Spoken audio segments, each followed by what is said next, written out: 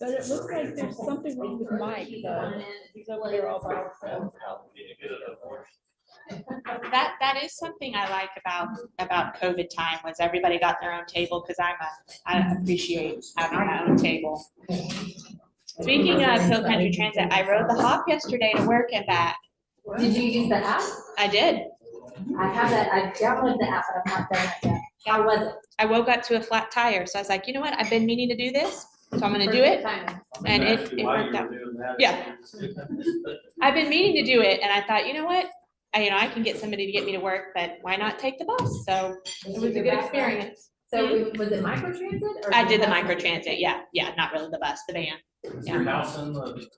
No, I live on my street goes off of Canyon Creek, and Canyon Creek is, so I just walk down to the end of my street and use my neighbor's address. So, You don't want to, I have to walk the Belton to get it. Oh, yeah.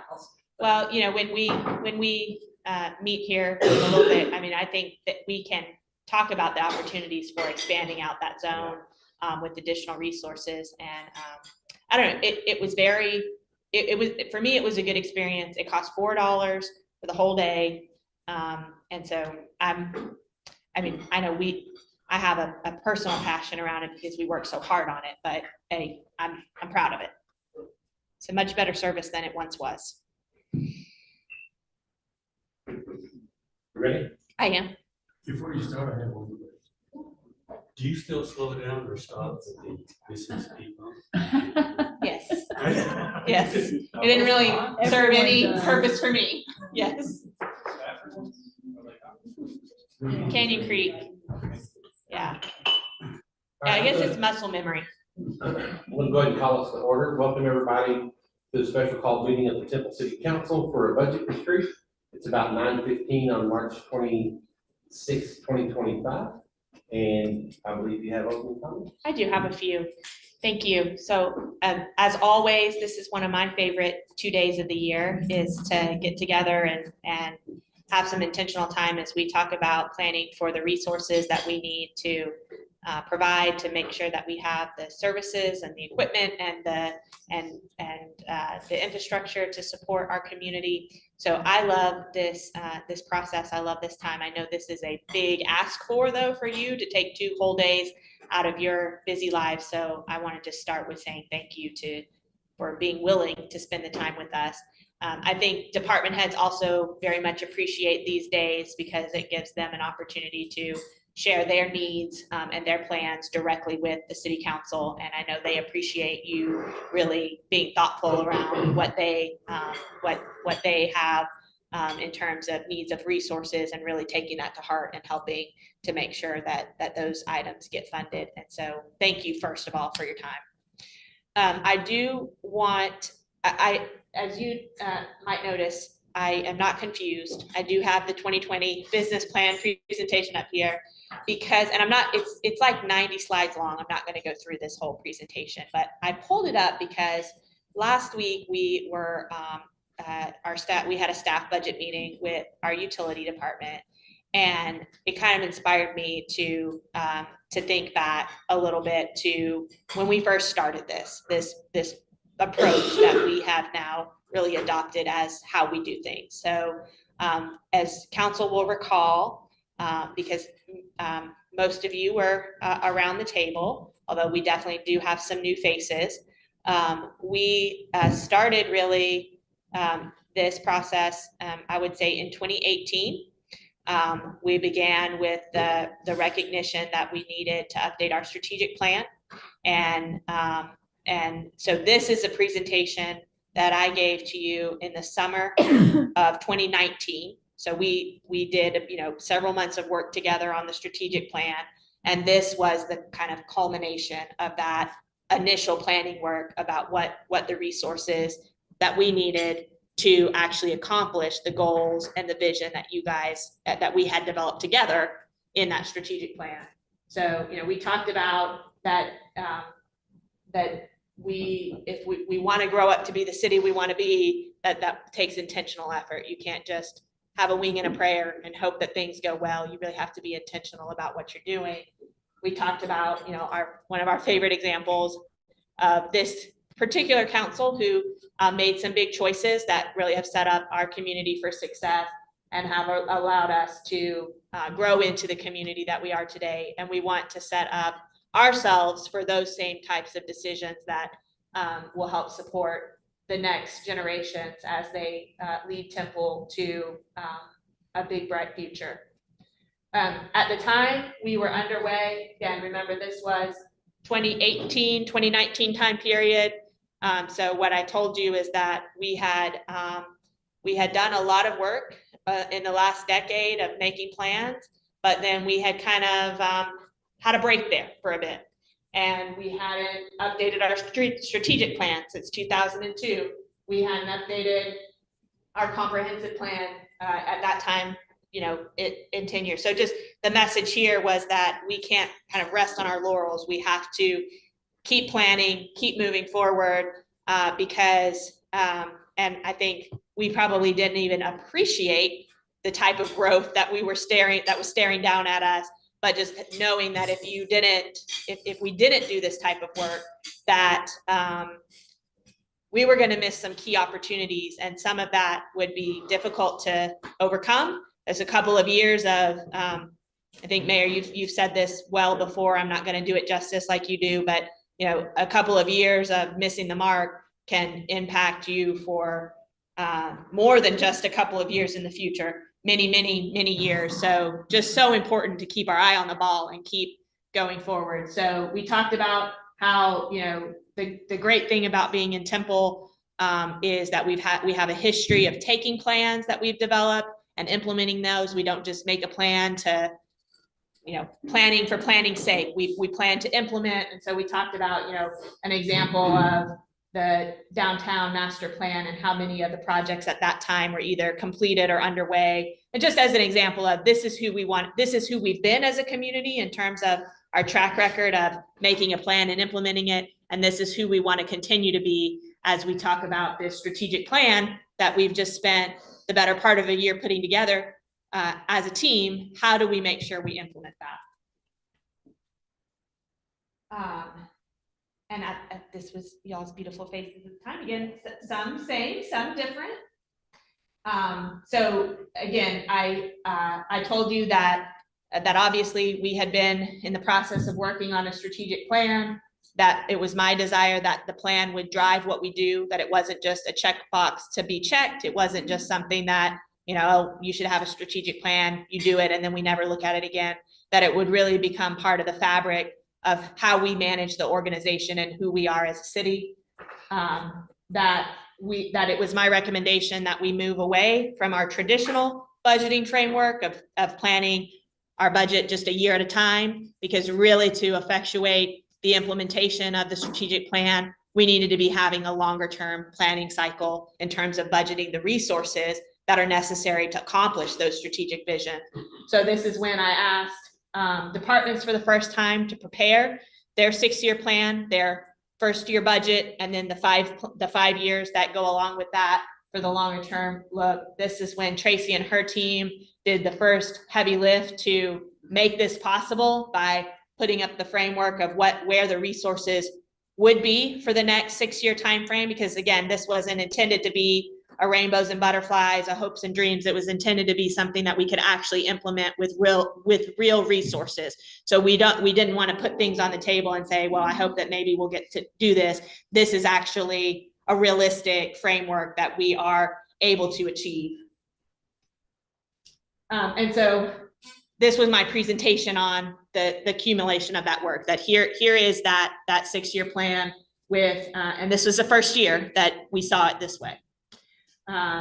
You know, we talked about the big picture. We talked about looking towards the future, planning for the next generation.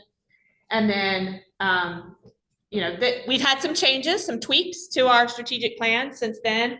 Y'all know we've added a focus area because we identified that communication and collaboration was so important that it needed to be added. So the next year after this, we added a focus area. We've made some tweaks to the titles. You know, this one, we changed to smart growth because we talked about a recognition that we didn't want to have infrastructure and utilities just for the sake of having infrastructure and utilities. We wanted to talk about what the purpose of those investments were. We changed public safety to health and safety last year. So we've made some tweaks, but we've largely stuck with this framework. We talked about how the plan was going to be laid out, that we would have these kind of different levels of hierarchy and how we structured what we were going to do.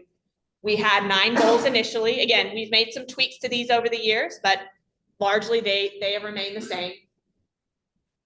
And we've been working on it. We talked about how all the pieces come together to form the picture. And then we went into some of the specific programs, projects, initiatives, staffing requests, budget requests, essentially resource requests that we needed you to consider supporting so that those goals and those initiatives could be accomplished. I think I probably spent an hour and a half on this presentation at least with you.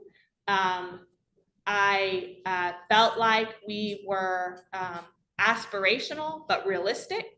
I think we got some comments about, as we briefed this presentation in other venues, I heard several times that that's a good plan, but can you really do it? And for me, that's the perfect thing to tell me if you want me to do something, because you tell me I can't do it, and that will motivate me to do it. So that's just a hint for everybody how I work. And I wanted to reflect today on this year that we're in right now is the last year of that initial 6-year plan. So it included 2020 through 2025. So what did we do? Sometimes I feel like I'm the worst in terms of I just want to look at what's next, what can we do better? What have we not done yet? Where are we going? What do we need to work on? Where do we need to hit the next target? And I don't often celebrate enough what successes we've had and where we've come. And so this conversation last week with utilities really kind of got me thinking, well, I want to look back. I want to pull this presentation back up, and I want to look back on how did we do? Was that a great plan that you're never going to be able to do? Or did we do okay? So, we talked about establishing a performance excellence program so that we could be the best government that we can be, the best steward of our taxpayers' dollars. And we're working towards accreditation in all of our departments, and we've made some great success in that area.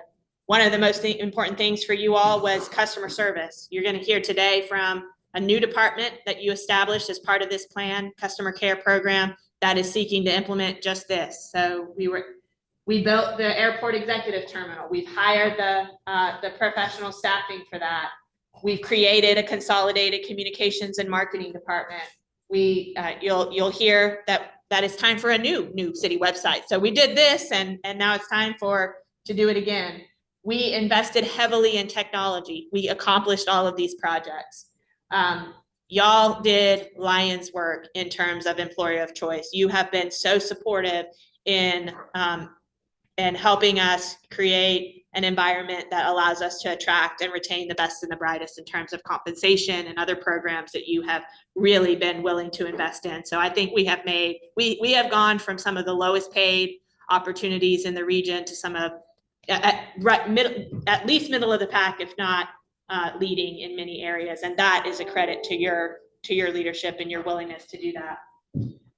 Places and spaces. We talked about establishing our Love Where You Live program. We started with 18 neighborhoods. We've done that. Now we've added to it. We're on the way where we've got 25 now. At that time, we didn't have a housing and community development department. We didn't have really anything going on in that area. We talked about creating a strategy for that. We created the strategy, and we're well on the way to implementing it, with Nancy and her team doing an excellent job in that area. Just remember where we came from there and all that we have accomplished together.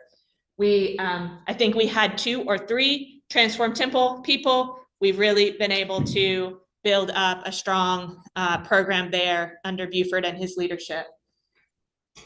We've done excellent work in our downtown and through both the physical development as well as the the branding and the brochures and the advertising and the marketing around that. I saw several of you. We've had some great progress in community events. We had, I think, what was a great event this last weekend. Really the inaugural Petals and Pints event that came out of our event strategic plan, where we've really revisioned how we're doing strategic events, community events in our city. We've updated our destination brand. Heather and her team have done a great job in that area. We've done this and so much more with parks. This was our original estimate, and we have done much more than that. We've finished our library master plan, and we'll talk about implementation of what's to come here. We've done some implementation in terms of buying land for future branch sites, and we have proposals for your consideration about implementing improvements to the downtown central library. We talked about the fact that we didn't have a strategy on homelessness, and now we have our mental health and homelessness strategy laid out, and we're actively working towards implementing that as well. On the public safety front, we were in need of a lot of things. We talked about going to 10 patrol districts. Chief is on the verge of being able to implement now. We've taken a little detour in public safety because what we didn't necessarily have at this point that we've had in the 6 years between now and then was the need to restaff a department that was losing staffing. And so while we were trying to add, we weren't even filling the positions that we had. So we've done a lot in the intervening years to, as I've already mentioned, to bring that compensation up to being competitive, to bring the leadership and the culture, to bring the equipment that's needed for us to attract officers to want to choose Temple to be in. And so we're on the verge of this being a reality. I'll just flip through these. All of these are still on their way as we now are fully staffed. And some of these have been implemented, some of them are still coming. We talked about squad units and staffing, which we've ordered squads, we've got staffing on the way. Again, this was a 2019 presentation.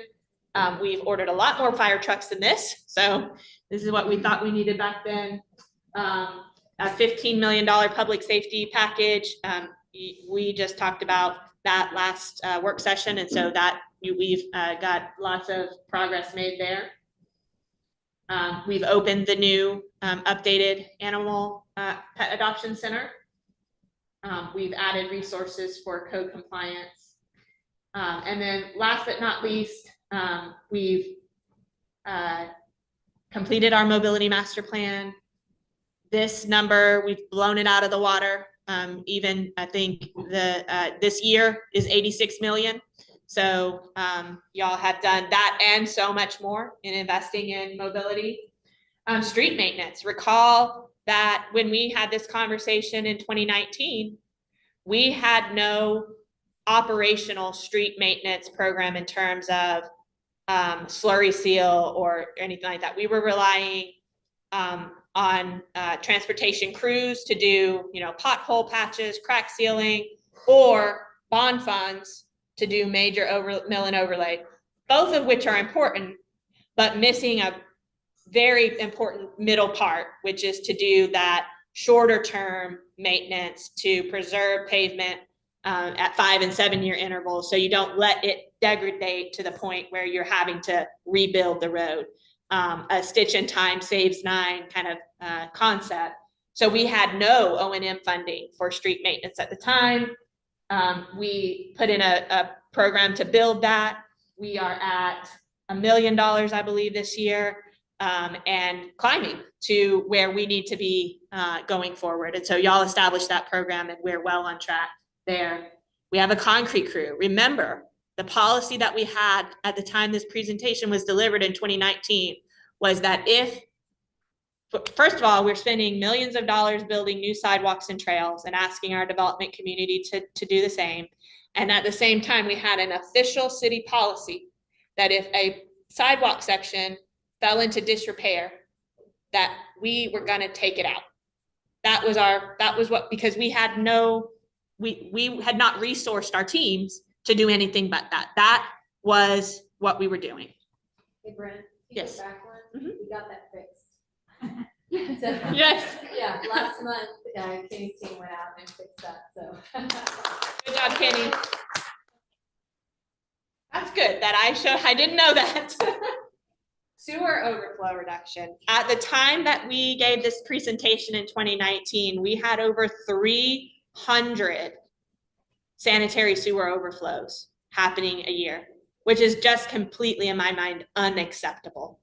And this is really what inspired my, this going back to look where we've been is, again, this conversation with Kenton and his team. And most of those were in Lions Park. Many, Yeah. Yeah, many. The majority. And Many. the apartments by the loop. Okay. yeah.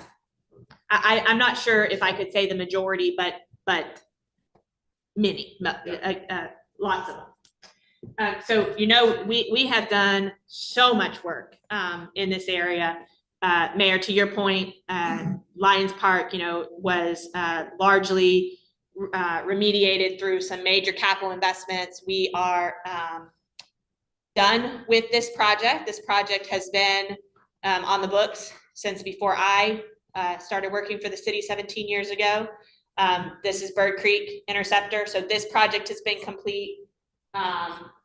We're doing Williamson and Knob Creek now. So again, 2 other major sewer interceptors. And then the other important part of that program was doing the assessments of all of our sewer basins and making sure that we had our lateral lines addressed, a manhole addressed. You will recall in the presentation we did last week, there's $1 million, kind of annual allocation for manhole rehabilitation. That's part of this program. So it's a lot of things together, but it's also sewer crews, wastewater crews under Kenton and Don's direction that y'all have resourced us with, that have allowed us to do the routine maintenance and routine repairs on the system. Again, so we're taking care of what we have and we're not letting it fall into disrepair and waiting for, it to need to be completely replaced because you haven't done the maintenance on it as you go along. This was my inspiration, the whole thing. So we were talking and I thought, we haven't talked about that in a long time. So I want to remind you, in 2019 actually, when we were having this presentation, kind of going back to the concrete example, our city policy on water line repairs was at some point a previous group had decided that it was cheaper to let water leak than it was to add the crews necessary to maintain the lines. So we had made an intentional choice that we were going to, Mayor, I got an email from you here. I hope I didn't overstep, but I pulled this. This was one of our old performance sheets. Our official performance standard that we gave the utility department was we want you to fix 95% of leaks within 2 months. 2 months. Mayor, this is an email, again, January 2018. Hey, this water has been leaking and it's leaking and it's leaking. And can you help me figure this out? Again, I've blanked out names to protect the innocent or the not so innocent, but the name that I blacked out is not Kenton's and it's not Don's and it's nobody in this room. But it is, this leak was reported in November. This email is January 23rd. We'll get to it when we get to it. That was what we were doing. So you have added resources to our utility department. Kenton has to give a 48-hour, he has to have his crews call in for line locates for other utilities to mark their lines. We have to give them 48 hours. But once that process has been done, he's out there fixing the line with his crews now. We are not waiting 2 months to maybe get around to repairing a line, which again, it's mind blowing a little bit to me to think about, especially as we are facing literal billions of dollars of potential investment for future water resources, that at some point we thought it was a good idea to just let the water run down the street because we didn't want to put the resources in place to fund crews that were necessary. And that has not been y'all's position, and I thank you for that. That's excellent leadership in my mind. Water treatment Now plant, we're out trying to buy water, right, it's been billions of dollars. as we in the past, we just let it run down the gutter. Yes. So, our public works team has done so much. I mean, I think, again, I don't think we celebrated enough to think this was where we were at in 2019, was 2 months, maybe we'll get to it, don't bother me. We got a lot of leaks. Where you don't have leaks ongoing now, that they're out there, they're tackling them, they're getting them fixed. Our water treatment plant expansion. Council will recall that in 2019, we were talking about beginning the project to add an additional modules to our membrane treatment plant and to separate that plant out from the conventional plant so it can operate independently. This summer, so I became city manager in January of 2018. So this first summer of 2018, I had to implement stage 2 water conservation restrictions on our community. And if council will recall, there are 2 ways that you can get into water conservation. One is on the supply side. So if the water levels in Lake Belton are at such that essentially we're tied to BRA. If BRA says you need to go into water conservation because of the lake levels, then we're really required to do that. While we have, some influence on that, we don't really have a lot of impact on that, right? Because there's what the Corps decides to do for flood control, releasing water for other users downstream, what our surrounding Bell County communities do in terms of water usage, how much it rains, how much it doesn't rain, how much water's piped to Georgetown, how much they use, all of those things really impact it. So we don't have a lot of control or influence over if we have to go to water conservation because of supply. But the other part is demand, which is if we have more usage in our system than our water treatment plant can treat, then we also have to go to water conservation. And that's what happened in 2018. We had more water usage in the system than we had capacity at our water treatment plant because we had not made the investments at the water treatment plant that we needed to expand. That was a big project. Y'all, obviously you said yes, you supported that, you did that, that is accomplished. And I think back, we have grown 30% since this water, 30% since this water conservation period went into place. And we have added $2 billion in capital investment in our industrial park that also has water use needs. And I can't even imagine being in a situation where we didn't have that plan expanded.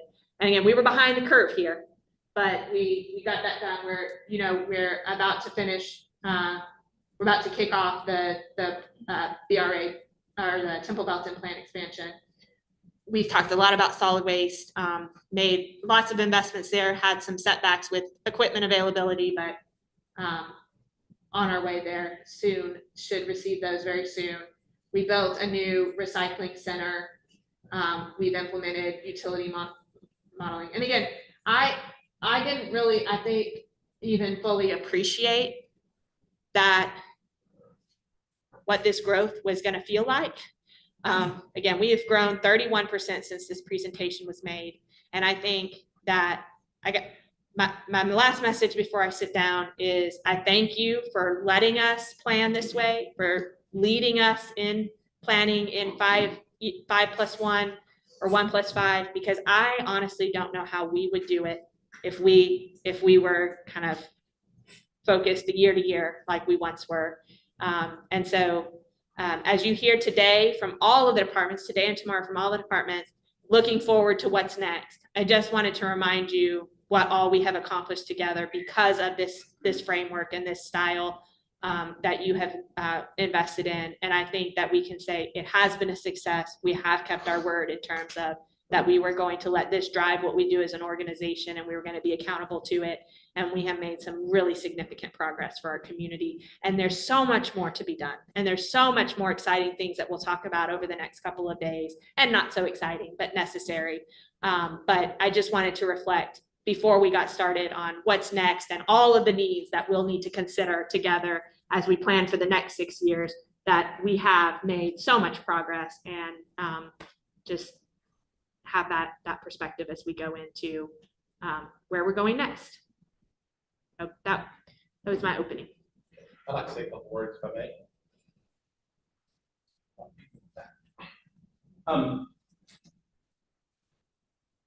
So first off, I want to say, and I know the council feels the same way, to thank staff for this process. We know that even though this is our first day to really dig into the budget, you guys have been working on this already for quite a while. So on behalf of the council, I want to thank everyone here for the work that's already been done and for all the work that's going to come later, right? Because we know this is by no means the end.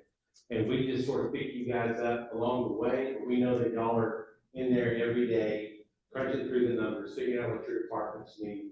And we appreciate that.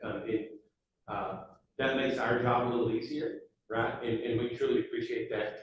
So I think y'all know this, I've been on council since 2013. So I've been through 3 city managers. The first one, David Blackburn, I don't mind using that. David Blackburn was a good city manager. And I like David as a person. I think a lot of him as an administrator, but he was also a bureaucrat. And so what happened during this time, back in 2013 and 14, is we would get a budget, we would get our bound budget. We walk into council one day, workshop, and we had our bound budget sitting in front of us. We had no discussion, council had no input, we had done nothing. And this budget document would show up, and what he would say is, you guys run through this, look at this, anything that you want to make changes on, let me know, right? Page after page, number after number. We had no idea what that stuff was because we hadn't participated in it. Okay, but it was laid in front of us, and it was said, you guys go over this. The speech was, the budget has been mine up until now. Now that you guys have this binder, it's ours. And then after it's approved, it's yours. We didn't know what to do with it, so we never made any changes. So as the elected officials, the people that raised their hands in the community and said, elect me, I want to help make a difference, we had zero input into the money and maybe the most important end of how this city runs. Okay? So on behalf of the council, I want to thank you for the deliberate approach that you've taken, because it not only helps us look forward, but it also obviously helps the department heads look forward, because you're not looking at a moment in time. You're looking at this year plus the next 5. And anybody that does anything, in your, I shouldn't say it that way, we don't plan our lives like that, right? We're all looking forward at least 5 years in our family. We better be looking further than that. And for us not to have that opportunity was irresponsible. And so now we have the opportunity, and as a mayor, I want to say thank you for that. We did stay to the city the other day, and one of the first slides that we pulled up was the one showing 102,973. And whenever we did that presentation 18 months ago, I was excited and proud as the mayor to say, look at us. We are over 100,000 people now. Bryn sent me a text one day, if you're talking about population growth, and that puts Temple at like wherever we were then, like 98,000, not quite 100. That still puts the city of Temple in the top 5%, size-wise, all the cities in Texas, right? We think of the Houston, the Dallas, the San Antonio, all those, but at 100,000 or a little bit less, we're in the top 5% as far as population, and we know that it's not slowing down. So whenever we gave that presentation a couple of years ago, I was proud that we're finally at 100. Now that I've done this a little bit longer and I see the growth and I see everything that it takes to get this done, it's not so fun anymore. Work, And it's responsibility to your community. And, again, as the elected officials, I think that this group, once we have a little bit of, experience under our belt, we have an understanding of what it takes to be a council member, and what it takes to be a successful council member. And I just want staff to know that I don't think one of these council members, every one of these council members knows that we cannot do this on our own. We are the elected leaders, but we know that right behind us is a very well qualified, focused, caring, compassionate staff that understand your jobs and you do them well. And so thank y'all for making our job easier. Thank you for the 1+5. It just makes so much sense. Again, we all live our lives like that, and as a city, we were looking at from October to September every year, and it was asinine, it was poor planning, it was irresponsible. But we're doing it the right way. And so, again, thank you on behalf of us, the elected folks, for the hard work that you do. We know that you're there, we know that you care, and y'all make it easy to be a mayor and council, but you also, in many ways, we take your leadership because y'all are here every day doing the work. And so there's not many things that we say no to, and it's because we trust you. And we know you're doing the work, and you're doing it for all the right reasons. So, thank y'all for that. I appreciate the work that's gone into it. I appreciate what we're gonna get done in the next couple of days, because again, I know that this has been a number of months in the plan. So thank y'all for everything, council. Thank you for your time today. And let's make it worth it, and let's move us forward. Thank you. Can I say something real quick before we start utility deliveries here too? I know y'all guys sit back there, and a few more in the public works department probably hate to see my number come up sometimes. I know I probably call y'all more than just about anybody, and some of that may be, I mean, maybe all of us call y'all some, but some of that may be a little bit more for me because I'm in the know more on what y'all do because of my, I've been around utilities since I was a little kid in the 70s, so probably nobody in the city is that big more than worker than. So for that reason, I know a little bit more about it, and I get those calls probably a little more from people. And every single morning, 5 days a week, I sit with about 10 guys around the table that work with y'all every day that also feed me stuff. So I apologize for y'all probably didn't get those calls from me, but I want to say, having been around this since I was a little kid 50 years ago, we have by far the best public works department that we have ever had. I think we have the most superior public works department in Central Texas, at least in all the areas that I work. I know we're the best to work with. We have the best ordinances and everything to make our systems work correctly. And that's y'all guys, and I appreciate that leadership and what y'all do. And so, sorry I have to call every once in a while. Don't block it. It gets stuff fixed, but I do really, really appreciate every one of y'all, and thank you y'all for that. You know, it's totally Y'all are the big two, but everyone else, Tom gets it from me, Richard, and everybody else.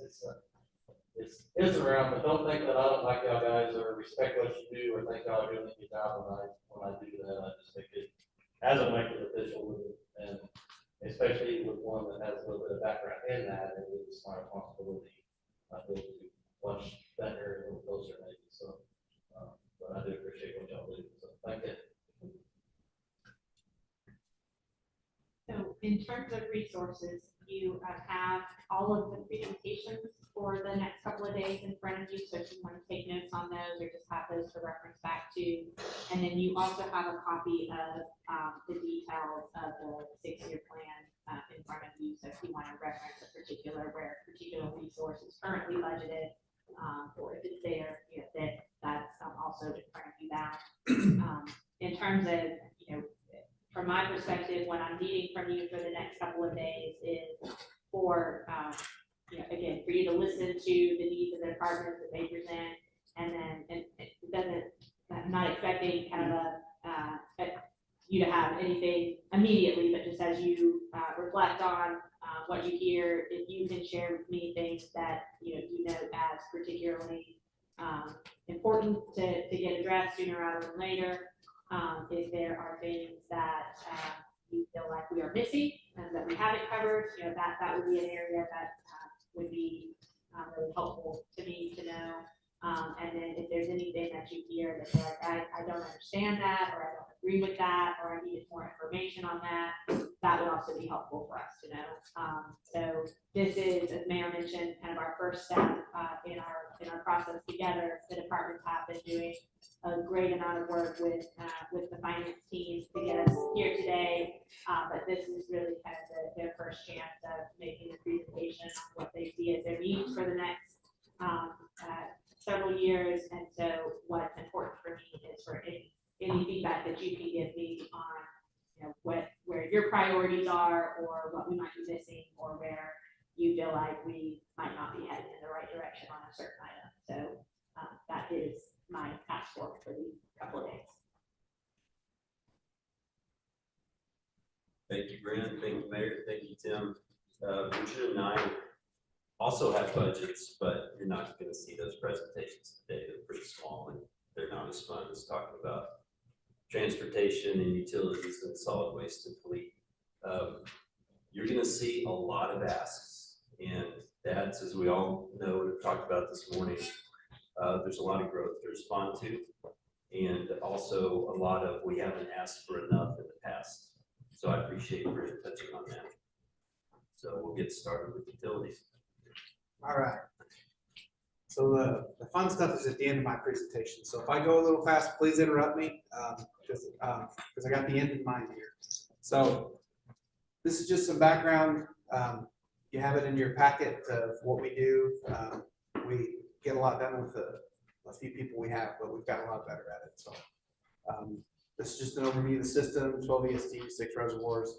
We are a superior water system, and Texas Optimization Program is something we strive for, and we want to get that flag hung in our treatment plant. So that's our goal there. That's above and beyond the normal requirements. We try to do more. So in terms of adjustments to the existing business plan, the chop saws with pipe saws, that's a safety thing. It's also quicker, but one of the things that's always bothered me is watching people try and cut pipe with the chop saws, because it's just, someone's gonna lose a hand one day. So that's kind of what that's about. Upgrading some of the equipment just to handle bigger loads. And then FY27, you see the rock saw there. That helps us put service lines in and help protect the roads, because it's a very narrow trench. We can put concrete back in it so it doesn't settle. So that's the ask there.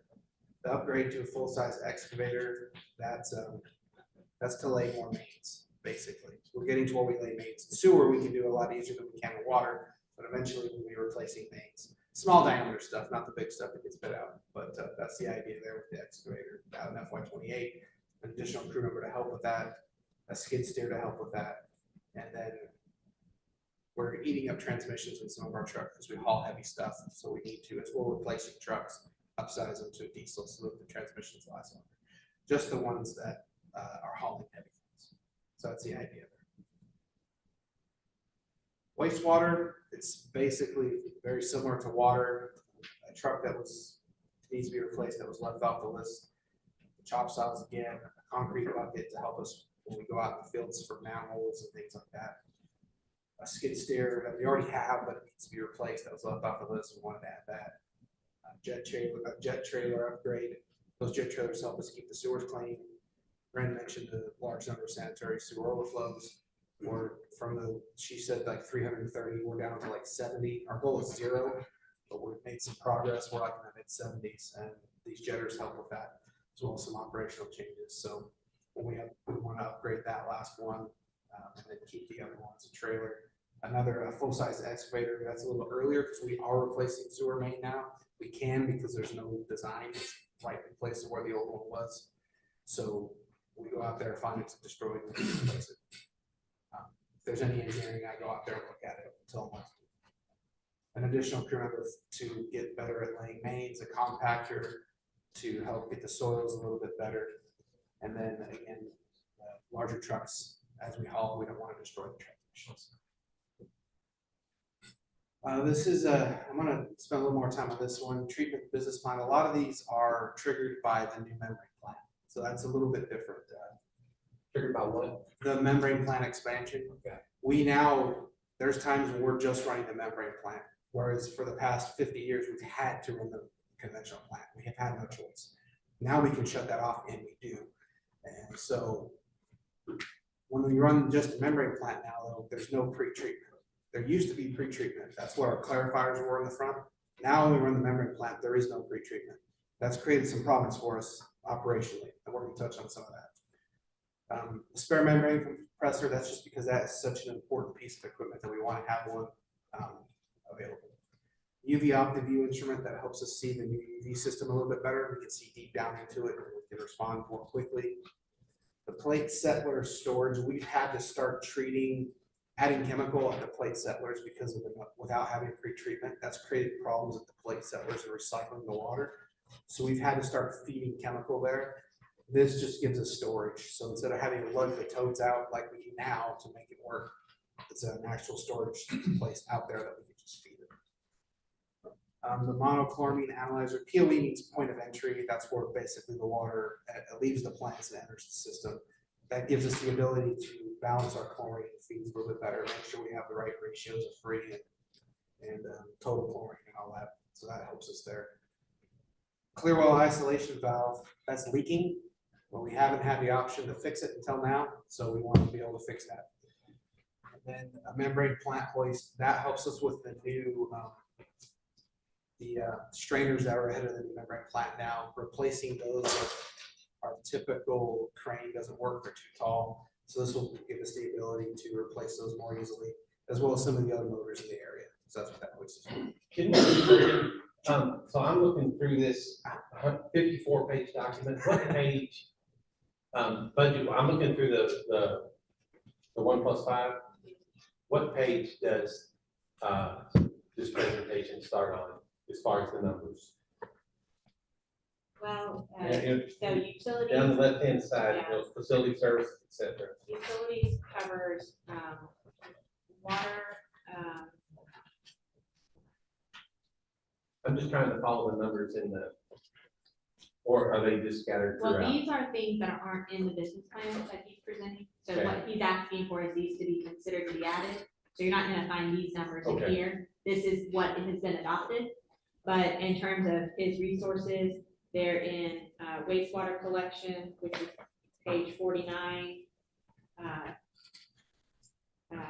Water distribution, which is page 51. And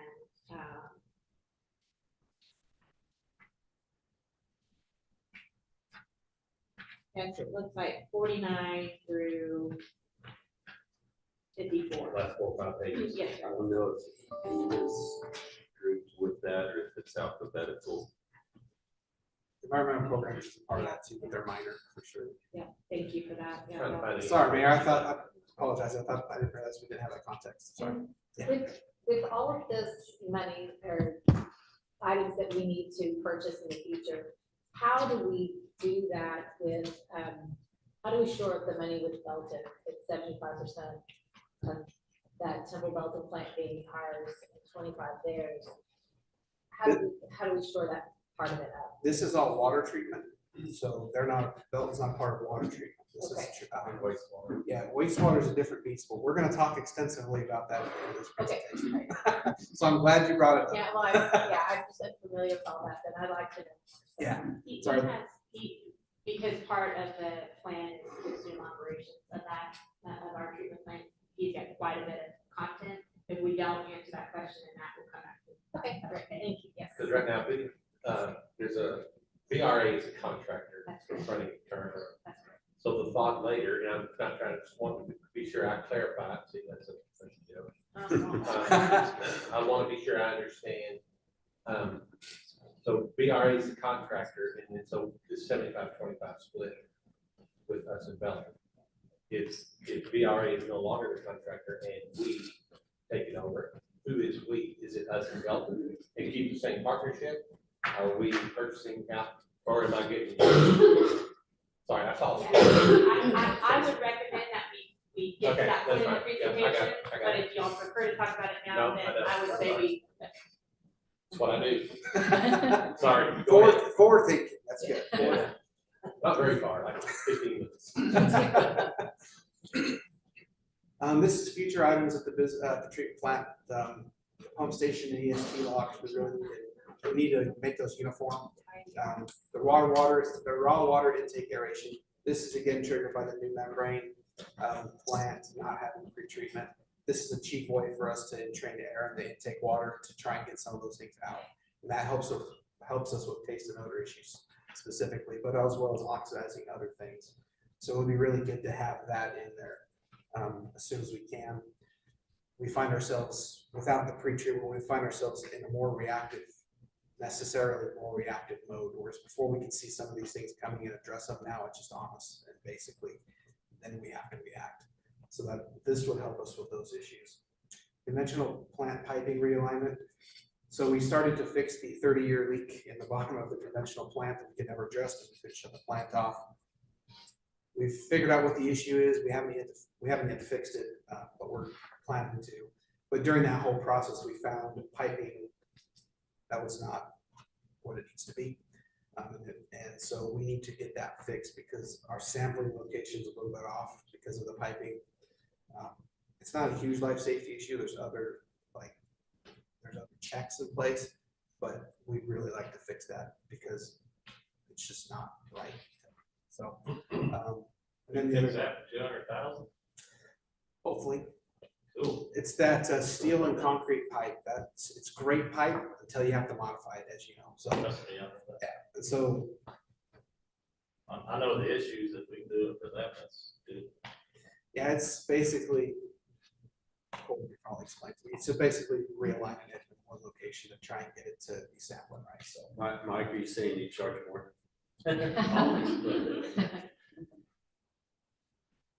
operations, I usually leave out of these presentations to y'all, but the treatment plant has some really large budgets, so I want to explain that. Citric acid. This is again due to not having the pretreatment ahead of the membranes. We have to keep lowering the pH coming into the plant to keep it to where it doesn't scale our entire system, right? You've seen pictures of pipes where like it started out as an 1-inch pipe and now it's scaled down to like a 2-inch pipe. So we keep the pH in a certain area so that that doesn't happen as much. And the clarifiers used to do that a lot for us. And now without those clarifiers, we're having to do that ourselves with this citric acid. Also, the manufacturers told us we need to use more citric and clean those membranes more, so we can try and follow the manufacturer's recommendation. So we don't avoid any warranties. We are rebidding this now that we know we have a huge quantity that we didn't expect. Purchasing's been helpful. We're going to rebid this and try and get a better price because we're going to have to buy like 10 times more than we originally did. So, a maintenance contract for chlorinator for the generators. Cummins usually fixes our generators for us anyways, so we want to just bring them in to do our generator maintenance for us, but it's still more expensive. So that's what that money's for. Inspections of the facilities, because we have a lot more. And then the last one, cleaning the clear wells, which have again not been done for 30 years because we haven't been able to turn them off. Now we can, so we need to get those cleaned. We haven't had any water quality issues, but there's probably sediment on the bottom of those that we need to get out. So that's what that money's for. And then the last one there is a strategic energy management. This is a company that I've used before, saved us a ton of money in my previous place, and David's got some ideas on this too. This will help us just identify places we can save power. Our power bill has gone way up with the membrane plants, the new membrane plant, and relying more heavily on the membrane plant. But there's other opportunities in our system. Hopefully we can find it. So that's what that money's for. 41K for wastewater we wouldn't do unless we were operating the wastewater treatment plants, but that would help us there as well. Which leads us to the wastewater treatment plants. So this is what I rushed through. So before I get into this, I know I went over that stuff pretty quick. Any questions about any of that? It's all in the, okay. If you do have any questions, please let me know. So some background on the wastewater treatment plant. So it's operated by the BRA. It expires in 2029, but it can be terminated with 180 days notice. This contract was, I think it was in 2019, it was a 10-year contract. We renewed it. At that time, we had less people, and we were in no position to operate the wastewater treatment plants then either. Our staffing collect, because it's a team effort, it's a big picture thing. We couldn't have done it then, but we can now. We needed to get to the point where we weren't waiting 3 months to go. Much bigger issues that we couldn't address, but now we can. So the BRA contracts cover the following items: TV, wastewater treatment plant, which is split roughly 75-25. It's based on flow, but that's about where it usually is. It includes the operations of Belton's lift station, the operation of the city of Temple's Dozier Farm wastewater treatment plant. It includes operations of Temple's lift stations. They also administer Belton's industrial pretreatment program, which is abbreviated IPP, Temple's IPP. It's important to know that this affects Temple way more than it does Belton, because it's throughout our system. Our lift stations, we have a huge industrial base that we're only trying to grow. And so we have opinions on these things that Belton might not have, just because they have no idea how to operate a wastewater treatment plant. We do, because we operate water treatment plants. And the technologies and some of the issues are similar. Okay, those IPPs that we pay for our stuff and Belton pays for theirs, that's separate contracts from the 75-25. Yes. Also important to note too, Ken mentioned it briefly, but when you talk about our operations, we have Dozier, which is wholly the city of Temple. And what we tend to talk about a lot is the Temple Belton plant, which is the split 75-25, but we also have that second plant that's wholly the responsibility of the city of Temple as well. So Dozier Farms, our lift stations, and our IPP program are exclusively our responsibility under that contract. So the only thing under that contract that we share with Belton is 25% of Temple Belton plant. So here's where I'm trying to be nice, but there's some issues that we have with the contract performance, but I'm not trying to be mean, but as we get further down, I'm gonna be pretty frank about certain things. So we do pay a management fee to BRA. Those are the numbers that are paid to them. Those are just Temple's numbers. But so we pay them that much money. Might not seem like a lot in $1 million contract, but to me and my staff, that's a lot of money that we can utilize for stuff that we need. Right? So we look at that, those 3% management fees, and think we could buy a big piece of equipment every year that we need for that. Or have more staff for we need. Overhead and direct labor is a little bit more complicated. This pays for their upper management. It also pays for like their in-house electricians and things, or in-house whatever type of expertise they want to pull in for the BRA. Well, so that's a lot of money. We could be using that money to build the city of Temple's expertise. I say this others brothers, there's a story behind that. So when we went to a membrane plant in Ogden, I saw that we're gonna need electricians because this plant is totally different than a conventional plant. There's so many moving parts and a lot of it's electrical. So we converted 2 of our positions to electricians. So these and water and power don't mix, right? Water and electricity keep them apart. So we had operators that were also certified electricians. That helped us at the plants. It also helped us at our pump stations, but it also helped the city because I would send my staff to go help Parks and Rec do something electrical. I would send them to go help fire do something electrical that they needed, or police, or whoever needed it. We ran all over as we had time. We couldn't always respond immediately because they are operating a plant, but we could do those things, right? And so what would happen is there'd be projects, and if you've seen on a construction project, you'll see a note that says to be completed by others. You ever seen that note? I know Mike has.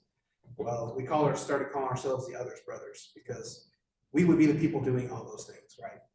It's like now when we have when utilities runs like line replacement projects, instead of doing a change order, if something comes up we don't see, like Daniel's staff will just go out there and do it.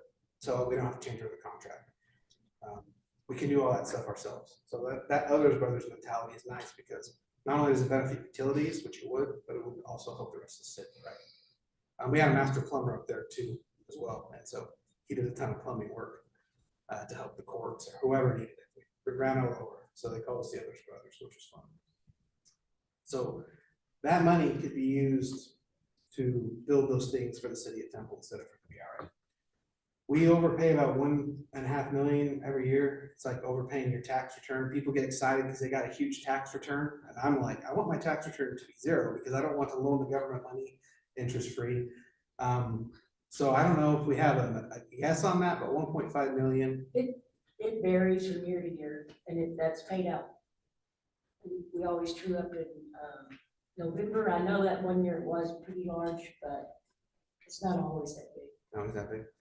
But I mean, the interest on 1.5 million's gotta be something.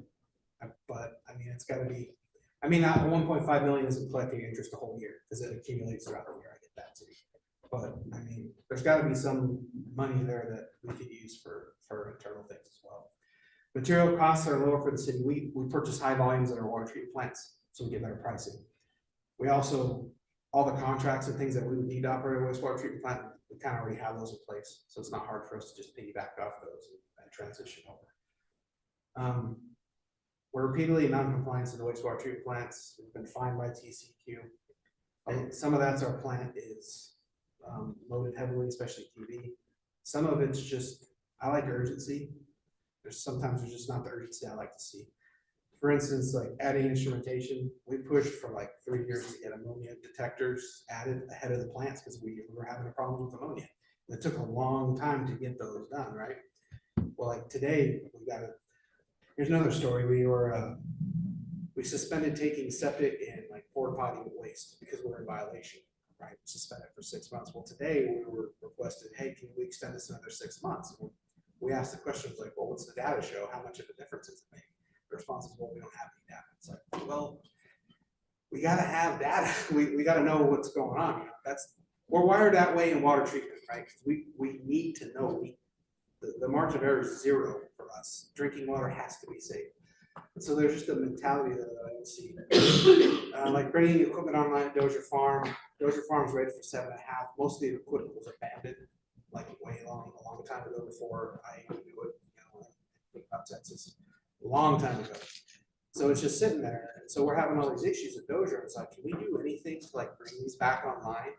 So this year, finally, we brought back on the old primary clarifier, put air in it to try and help because the air helps with pneumonia, right? So those things could be done more quickly. Another one, a meter, the only meter that on this one trunk line was broken for like 2 months, right?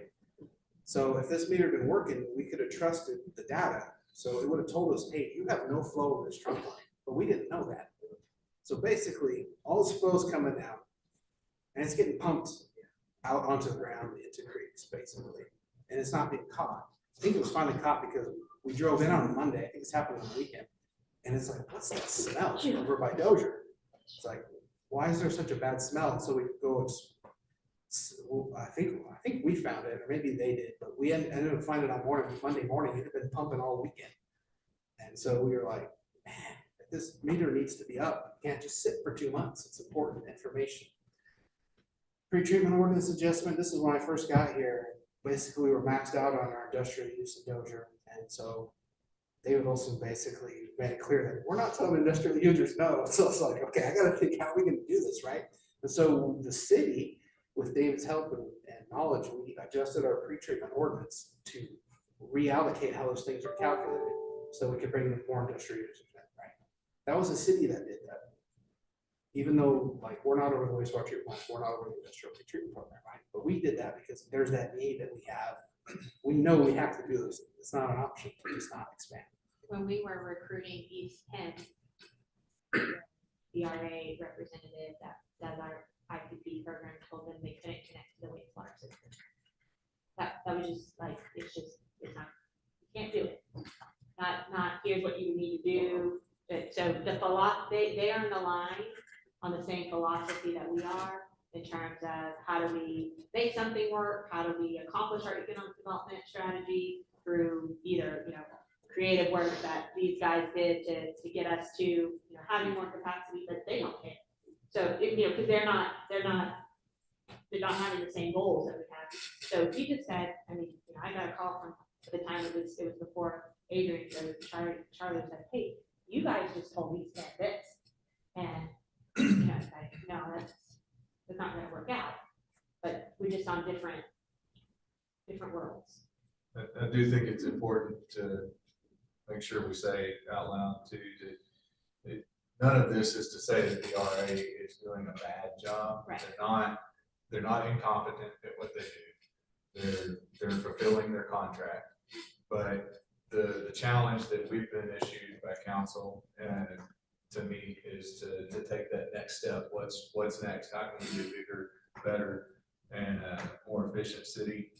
And that goal versus the goal that the RA has to just maintain status quo at our wastewater treatment plants, they don't line up as well. So when I look at justifications and you read through all of this, the biggest, justification, the elephant in the room out there is that we're working towards two different goals in this case, where we are looking to recruit new industries, we're looking to better service for our residents, we're looking to become more efficient and more transparent from a operational position.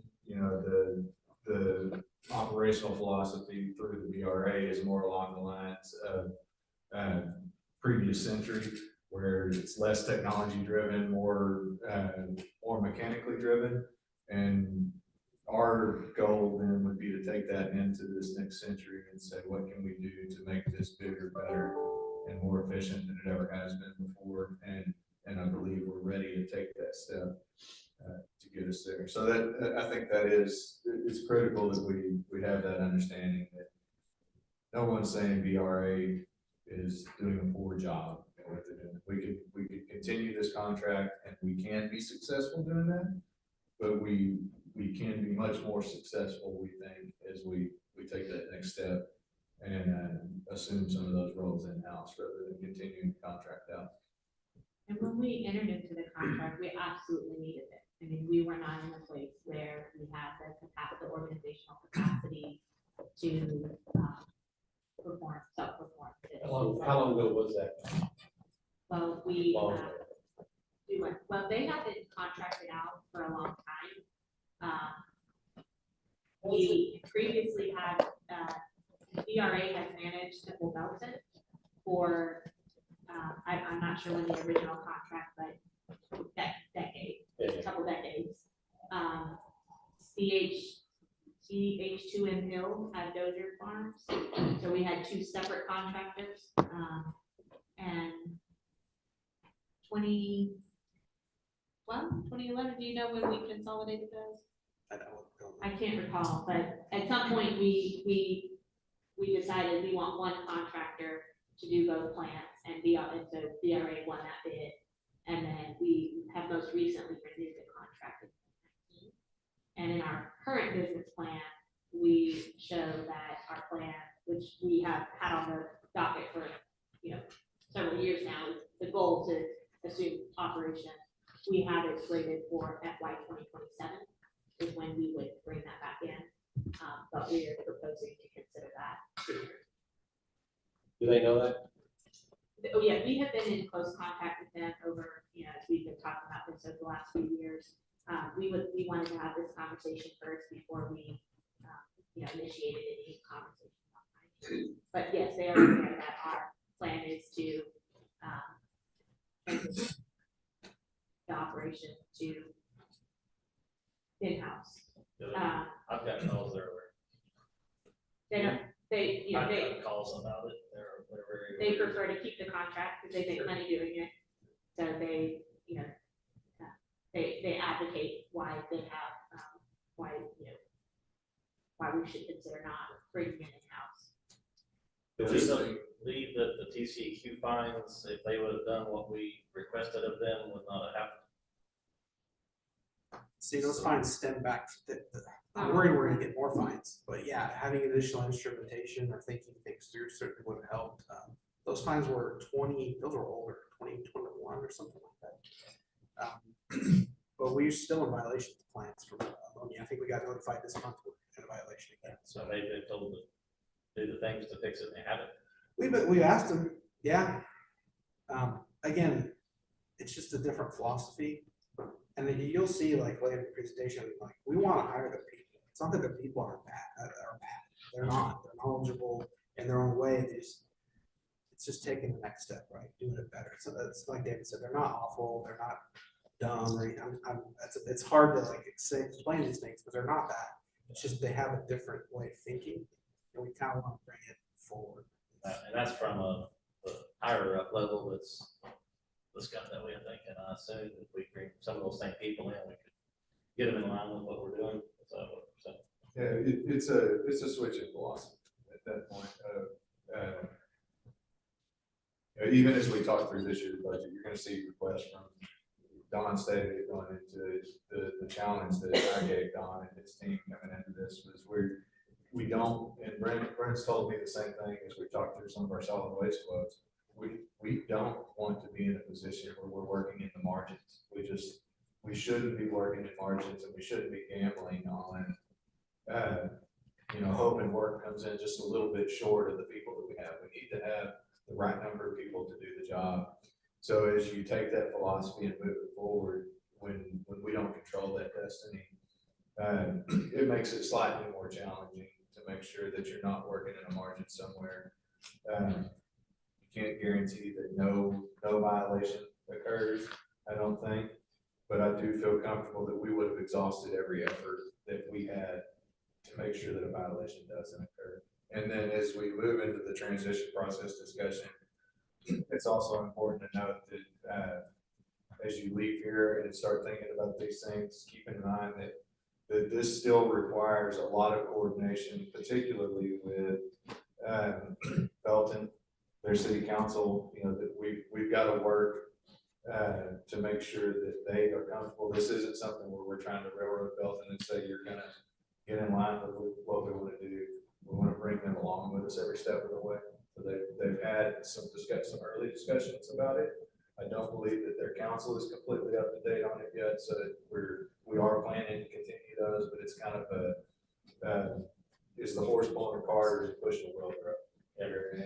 And we have to make sure that we're bringing all those folks along. So anything that we talk about today, it's not gospel. It still has a lot of legwork before we get from where we are today to operational control.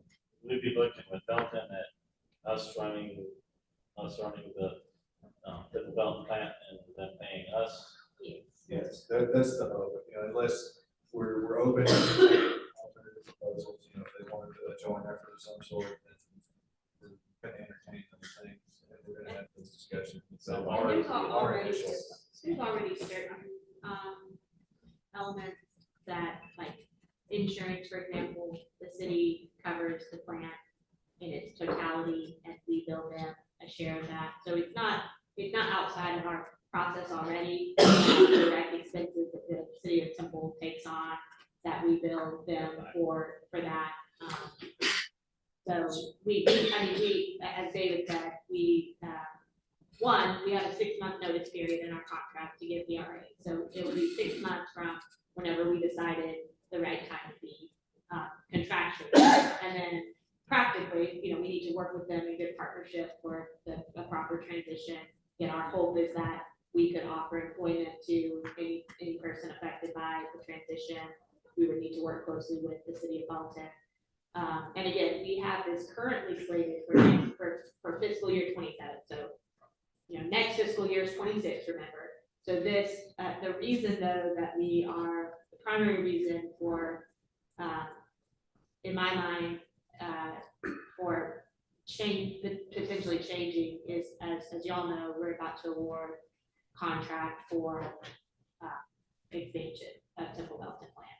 And so I think in our minds, you either do this now so that the city of Temple is managing the plant while the expansion occurs. There's a lot of benefits to that for us to have people kind of growing up with the expansion and really having a very deep understanding of the infrastructure that's in the ground. Or you do it after, but doing it in the middle is probably not a good idea. So I feel like we either need to pull this plan forward and do it in 26 instead of 27, or if that's too soon, we need to push it out, because I think 27 will be right in the middle of the plant expansion. And again, we either should do it as we're starting or as we're finishing, but not in the middle. And our contracts end with them. 29. So we would be in there. But just a 6 month. Yeah, it's contemplated that we have the opportunity to terminate with the 6 month notice. Another reason to do it now that kind of emphasizes the point that David made earlier is we're just on the cusp of leading the state in how we think about water and what we do with it. And reclaimed water from the sewer plants ties into that.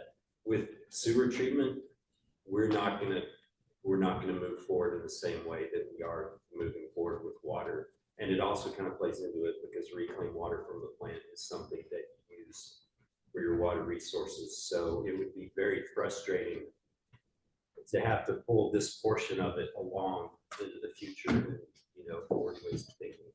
And as long as they're operating it, we'll be very much doing just that. And we're about to bid Temple Belton, but remember in our capital plan, we have designs for Dozier. Dozier also needs to be expanded. So again, I think in our minds, it makes sense for us to be managing the plant. If the Belton's IPP, would we be looking to do that too for them, or? That's entirely up to What's there?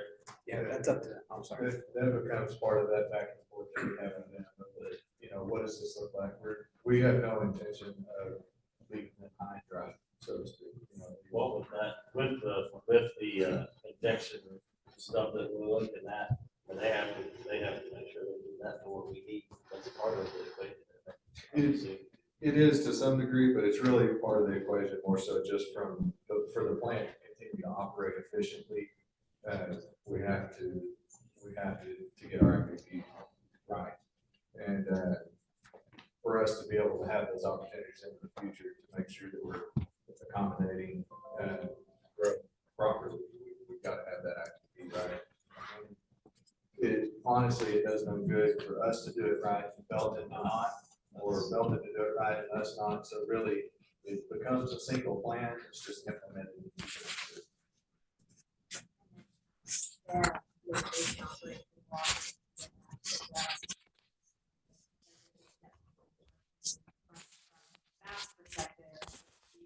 We feel willing to perform that work in its totality and bill out for it.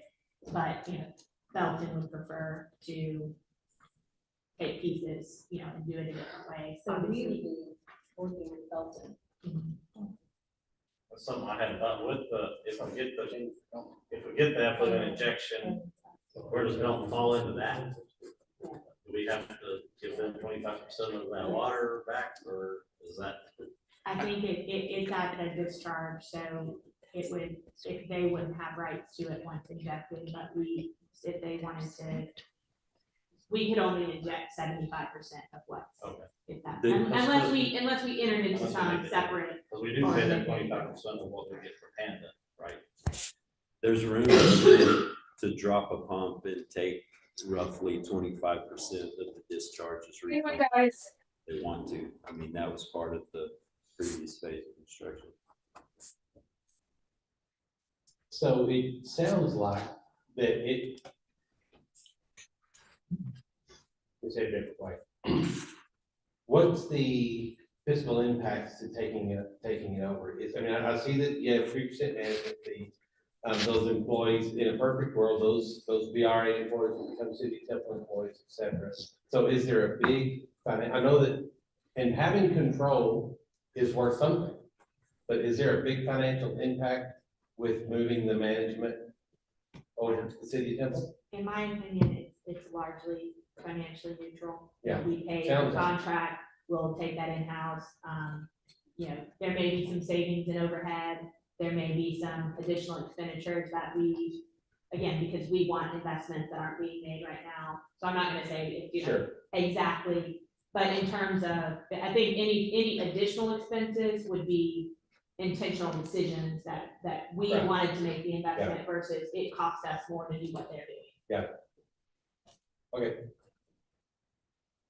So this is kind of the plan. If we go this route, I think we're ready for it. Waco did this and was able to keep basically all the wastewater treatment plant staff. So this has been done before in the region. Where the city of Waco took the treatment plant over from VRA. And so there's a track record there of success. Even if we didn't get all of their staff, we could shift how we operate in water treatment and collection to try. If worst case scenario, we could still make it work. I don't think that would happen, but we would mimic their structure again. Like you asked about the personnel, we would just kind of copy what they've done in the beginning, and tweak it a little bit, but we might add some additional things because we have other needs, like we've added tons of lift stations, and we're gonna keep adding lift stations. So it's like there's more to maintain there. We're also increasing the plant size, the complexity.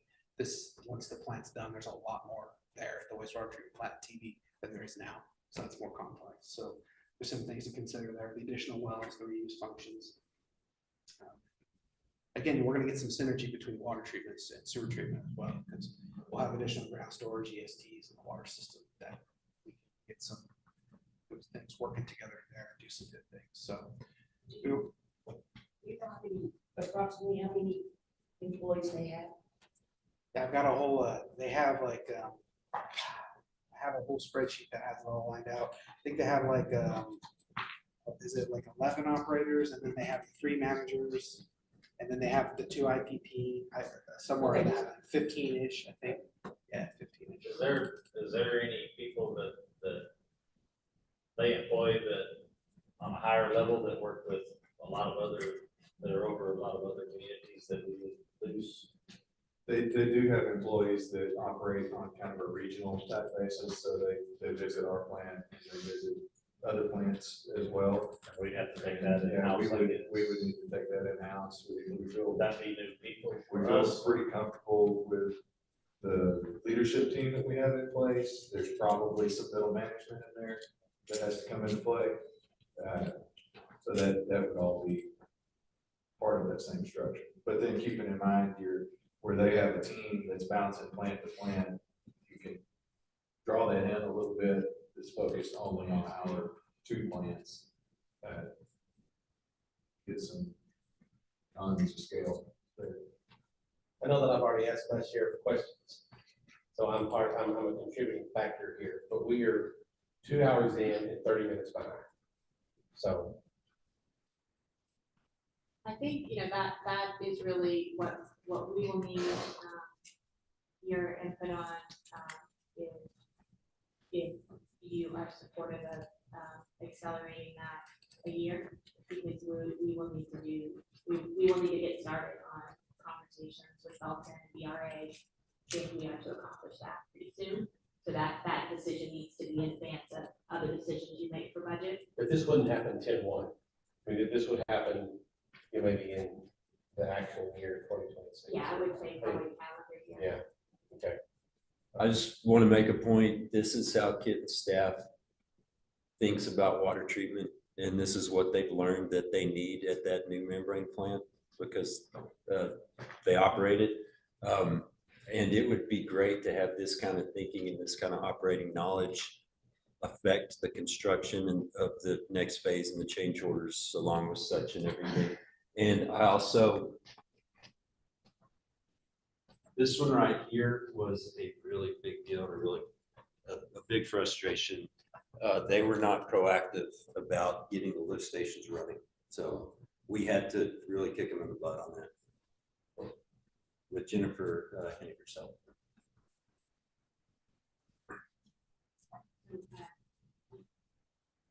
Y'all want to think about that a little bit, or do you have any initial thoughts? I thought, this is the first I've seen it, I think we should. Worth exploring, right? I think it needs. Absolutely. Take the middleman out. Our destiny in our own hands. Capable hands.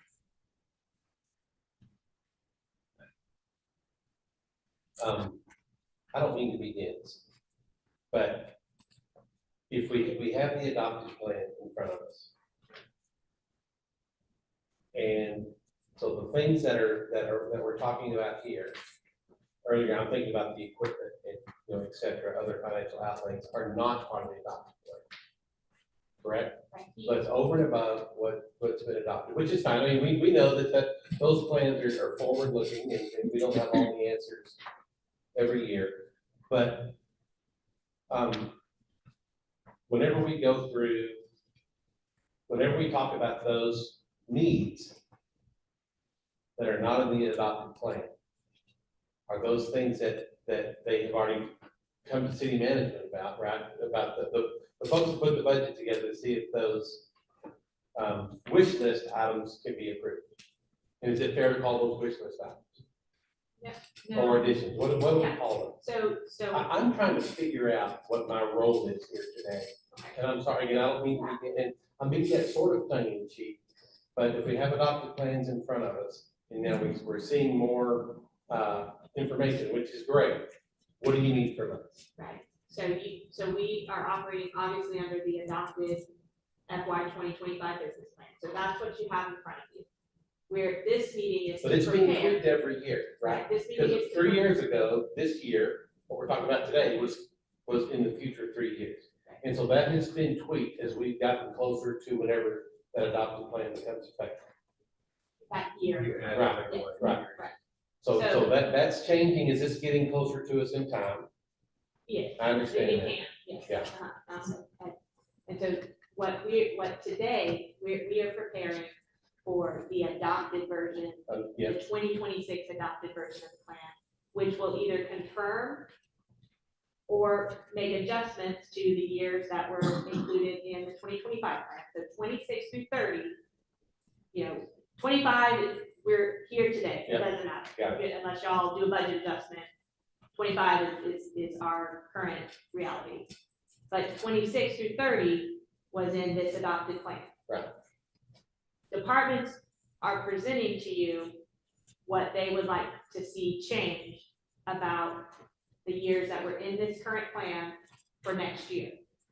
And then in addition, we're adding a year to the end of the plan, as we always do. So 2031 would be a new year in the plan.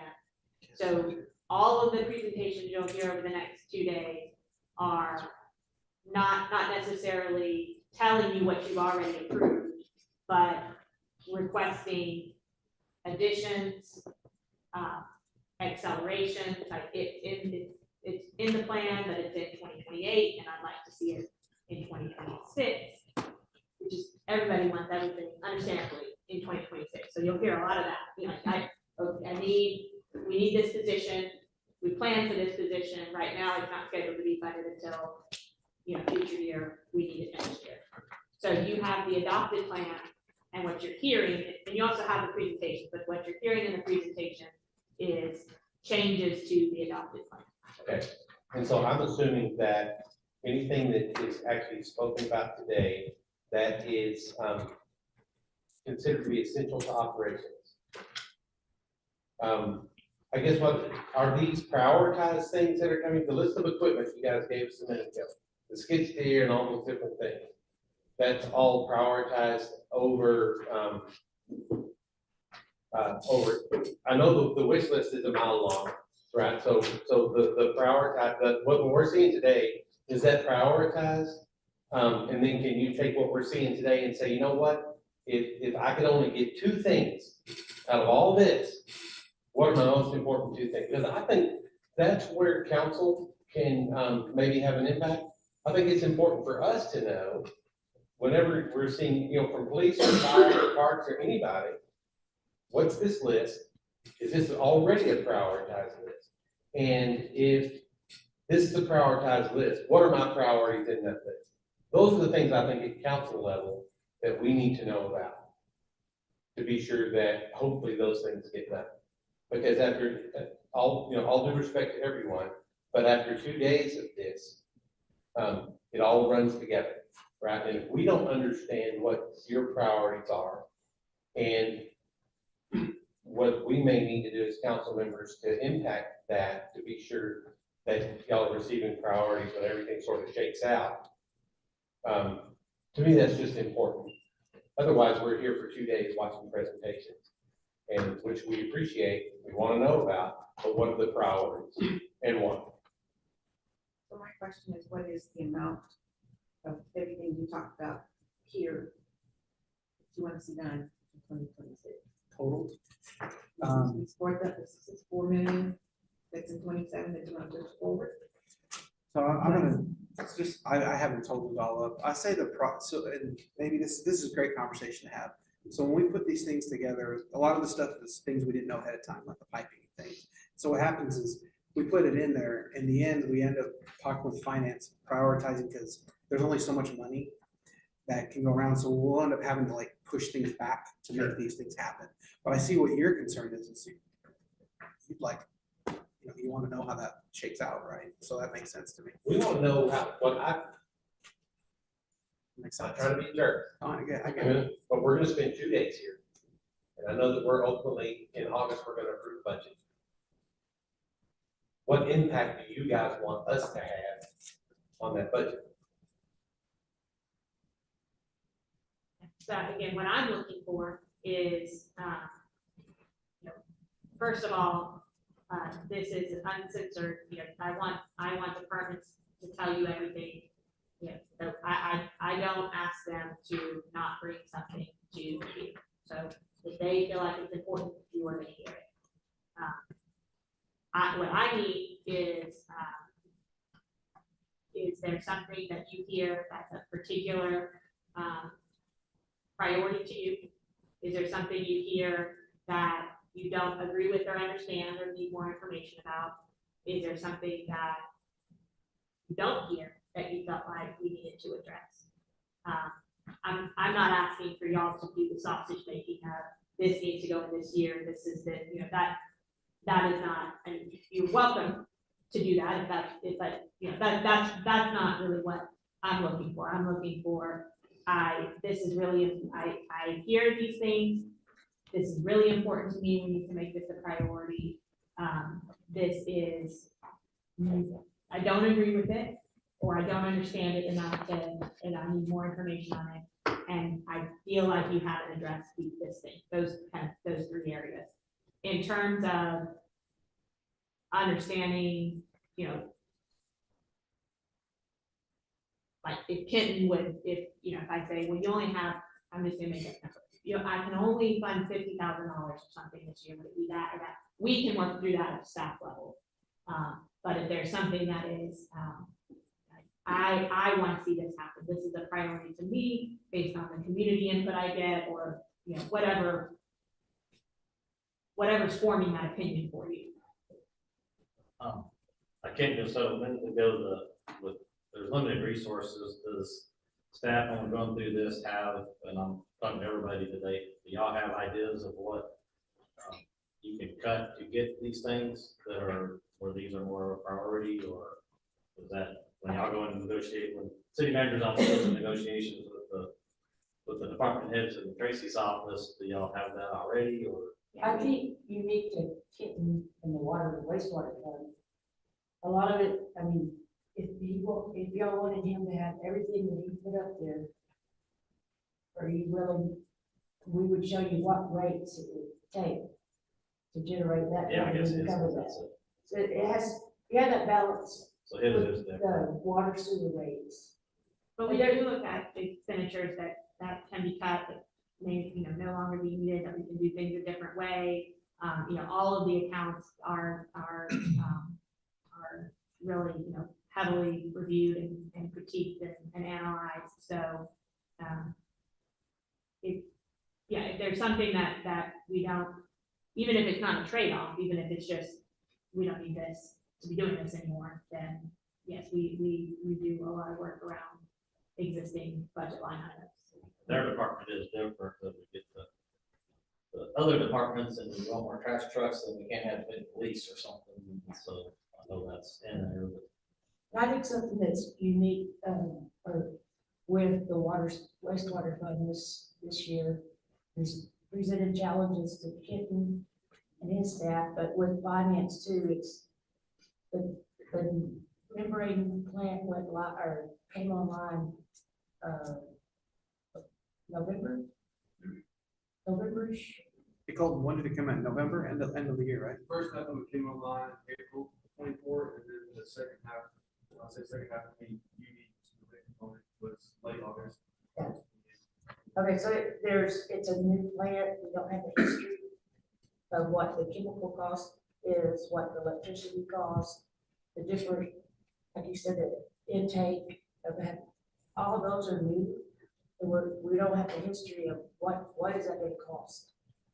So we're all wading through that and studying that to forecast in the future. Police, public works, and fire are gonna have some items that, are just critical. Because our services aren't necessarily services that people in Temple enjoy. It's services that keep them alive. So, there's gonna be some that have to do with safety or keeping critical infrastructure in operation that we could probably use one color of highlighter and say, you gotta find a way to do this, you gotta find a way to do this.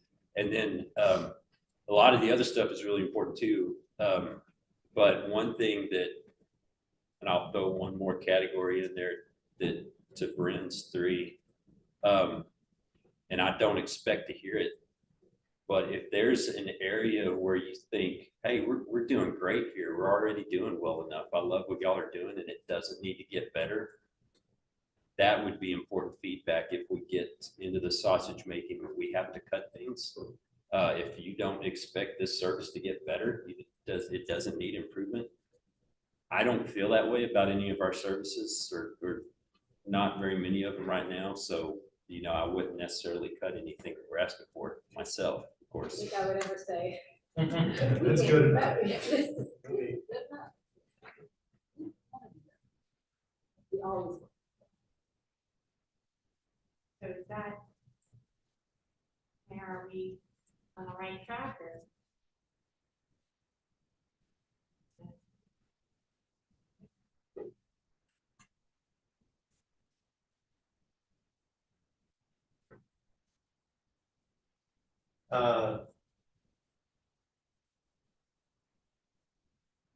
Yeah, but I'll talk offline about it.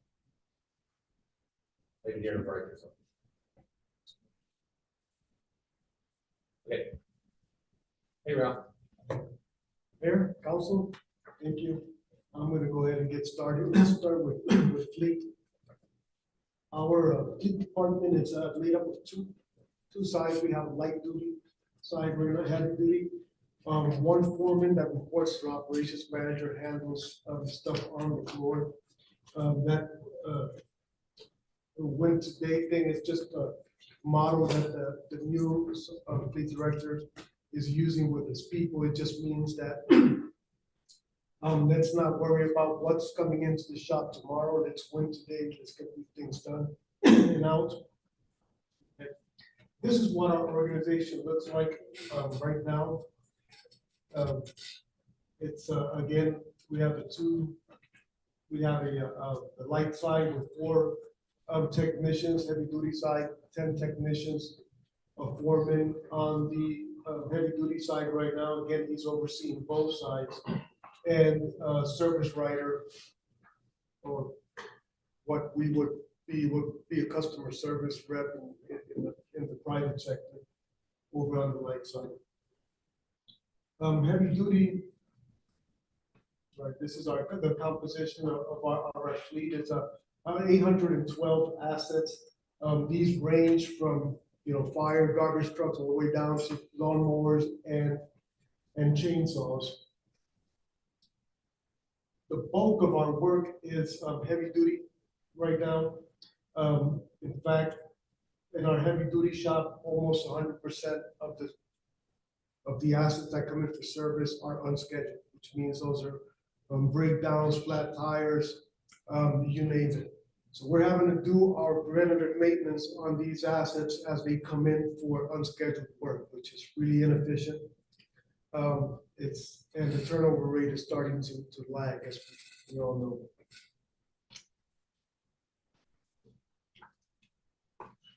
We are asking for a considerable boost in our personnel for our fleet department without expanding our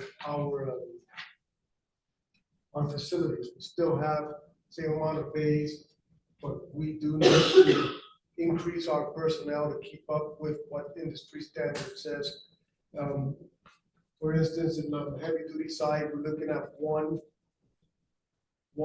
technician for every 15 heavy duty assets. That's going to enable us to double up on our workload or on our work by creating a second shift. This is our plan right now is to run our day shift from 6 AM to 3 PM and then have a second shift to come in. That's gonna allow us to create, to make scheduled work without taking these assets off of the street. So rather than take a police unit that's, you know, scheduled to work and have him come in and take all his equipment out, put another vehicle, bring it in, or the same thing for one of Kenny's crews, we're not gonna take these assets off of their work during their normal work hours. We're gonna do that work during the evening shift. At least that's our hope. This is what the Currently, proposed, what are you doing, Rob? I'm sorry, Currently, the hours are just 8 to 5. 7 to 5. I think this is a great idea. Is there people available to do that? Not right now, sir. Well, I mean, are there people out there that would be willing to come to work for the city? To have this expansion in personnel? Right. Yeah, these guys right here that are our current crew, they're every single one of them wants to work that shift. But that's not gonna happen. We're gonna split them. And Well, I mean, are there new hires? Are there trained people out there? I know that there's been the high school, with the CPT program, Right. collaboration. So is it a pipe dream to be able to staff up, or are the people out there? There's people out there. There's people out there that we can get. Yes, sir.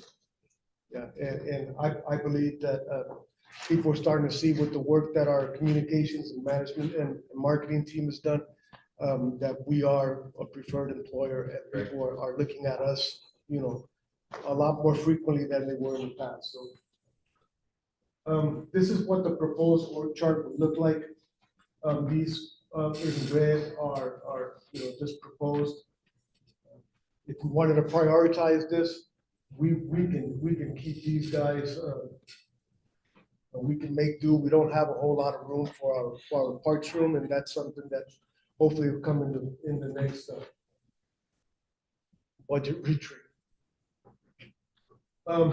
This is what we're looking at is fleet for staffing for the next few years. If we keep with the 15-to-1 ratio and considering how what we have slated for additions to the fleet in heavy duty and of course in the light duty side, we would be increasing the number of heavy duty technicians as you see there.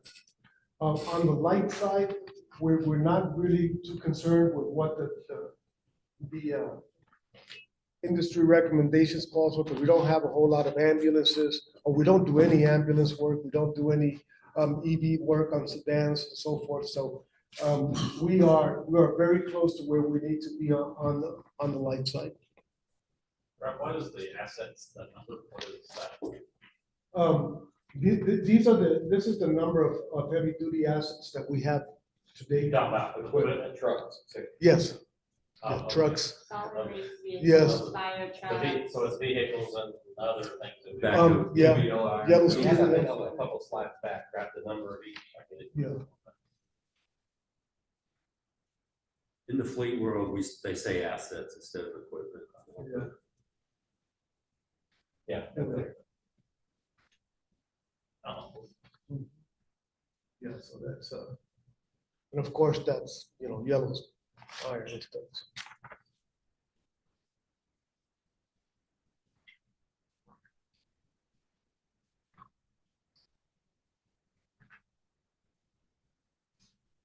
Okay.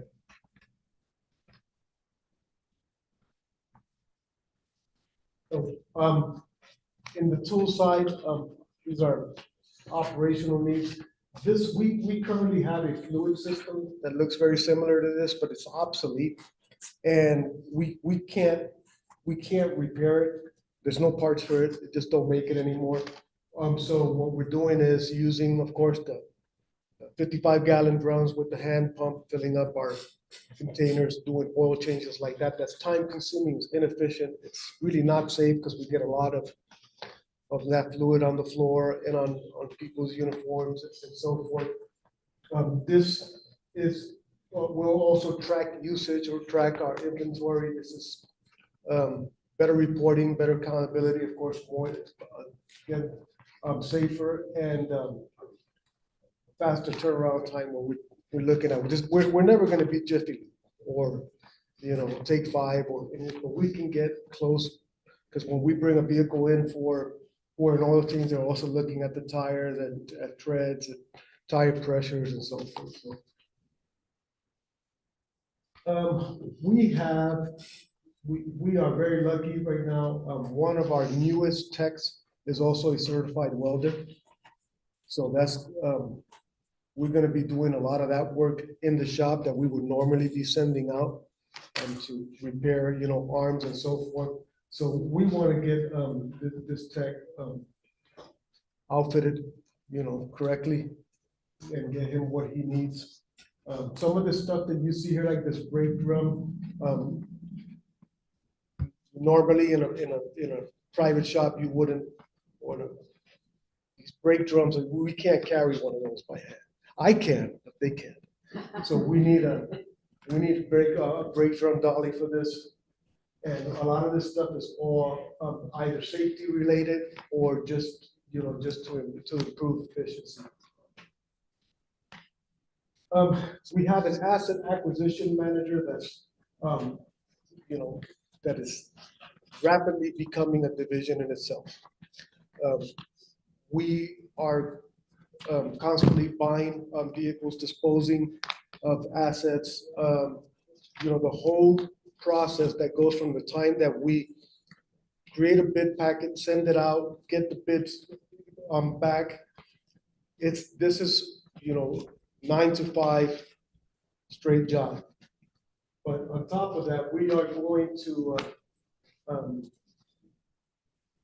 this person here has also received some accreditations that we'll be discussing in maybe during Public Works Week. Some accreditations in asset management. I think we need to take advantage of that. We have some alternative fuel locations like our CNG station. We're going to reopen our propane distribution or propane station. I want to put him or that asset manager to manage these sites, to develop and implement the City of Temple's equipment sharing program, which we got the software for. Kelly's helping us out with that. We're about to start testing the,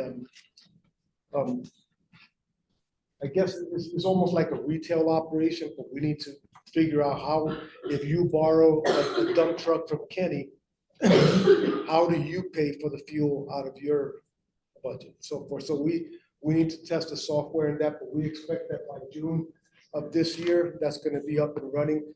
That's going to allow us to save money in, buying redundant equipment where we can just borrow it from another department. This is an addition of an employee. I'm No, sorry? it's a reclassification. It's a reclass. So that 6,500 is an increase. An increase, yes. Yes. Mhm. How many of the assets use alternative fuel? In solid waste is close to 50%. And when we get to solid waste, we're gonna probably add another 2, and that's CNG. We also have vehicles that are dual fuel that use unleaded gas and also propane. Also, most of our forklifts operate with propane. Kenny, do you guys use propane also, right?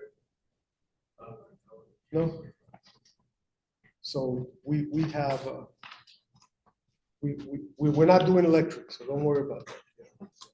We do have that challenge coming down the line, right, depending on what federal mandates continue.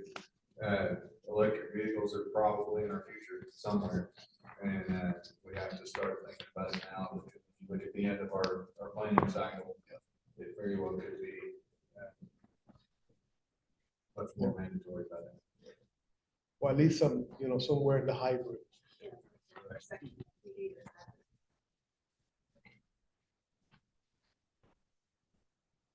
Just a recap. A recap of what we talked about. That we're gonna be needing these folks, some of our technicians, inventory specialists. I'm not sure about this guy. What's that? It looks like a welder. He's not, he actually isn't a welder, but he does weld, does a pretty good job for us. Okay, any questions on fleet before I move on to solid waste? Can you go back to your chart? Which My one? favorite slide, The proposed one? the proposed org chart. I just wanted to point out just a perspective for council here. I told you, What's As, that? I told you. I love the org Back chart. to this. So as council will recall, we have a new manager oversee. So this is gonna be an area where he's had an opportunity to take the last couple of months to really assess where we are. This is gonna be an area where you see a lot of proposed changes. Right now, we only have 4 over the 6-year plan, you know, the 25 and 30, the adopted plan. We had 4 positions that we were proposing to be added. So everything in red is an addition. So that's the 4 that were in the plan, but you can see there's a lot more than 4 red boxes up there. So this is an area where, you know, we've asked the new manager to really do a deep dive on where we need to be. And so this is an area where we're gonna see a request for much different than the proposed budget plans. Whereas Kittens, you know, you didn't see any, he's got additional crews scheduled. He's comfortable with those where they're programmed. So, but here we have quite a bit of additional requests that aren't in our current plan. And to put it in perspective, I think when we look back at the end of this planning cycle, and we're talking about what we've got done, we will likely look at what we do in fleet operations at that point. The same way we were just talking about water leaks, you know, I can't believe that we were doing it this way before. We've got some great growth opportunity inside of our fleet operations, and we've got a great team in place to grow that. So we're ready and anxious to get it moving. I think one thing about to give everybody probably knows, but I think it needs to be said is that work would be done by these folks currently being outsourced. Yeah, that's a very good point. We're relying heavily on outsourcing for solid waste and fire in particular right now. And we feel like we can, we'll still have some of that. You know, I mean, things, what David and Tracy and I have talked about is, the fire trucks need to answer a 911 call, and the solid waste trucks gotta pick up the trash. So we're doing what we gotta do, but this is a much more efficient overall plan. And so, you know, I think this is something we're gonna need to, as a team, see how close we can get to this, and integrating into the plans here. But even hiring some of these positions, we think we're gonna be more efficient. Save money in areas. Yeah, because this would allow us to go to 2 shifts, which would allow us. Use our same equipment twice. Mhm. Use our same equipment all day long instead of. Yeah, double up the capacity of And the also fleet shop.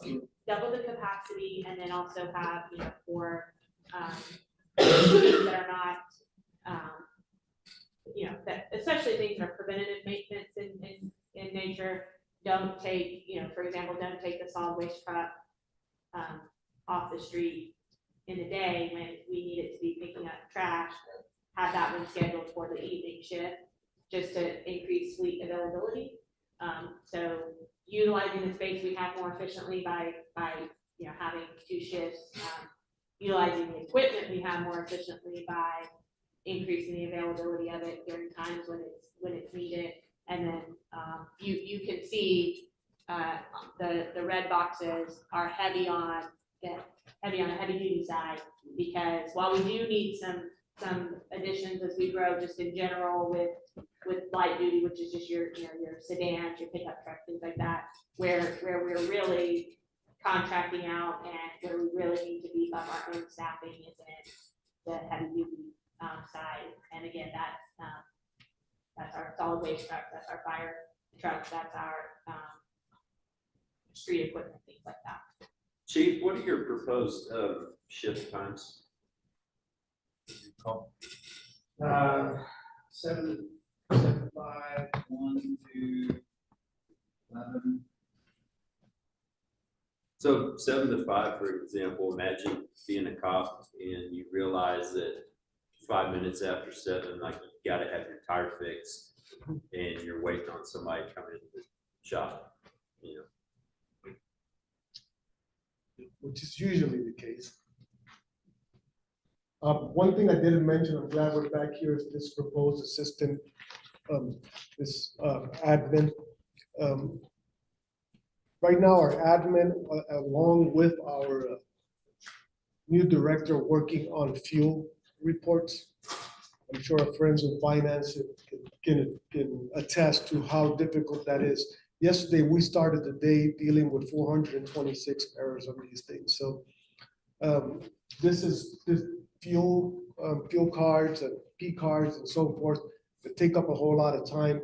This is going to free up our admin to start working with concentrating more on fleet operations, contacting outside vendors and dealerships and parts and all that stuff. And it takes up a lot of time to do that. So we're gonna give her some help if we can.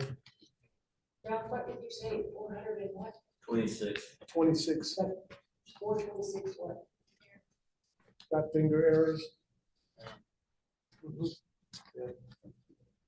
I mean, Discrepancies Yeah. at least. yeah, you know, I always say humanity would be so much better without people.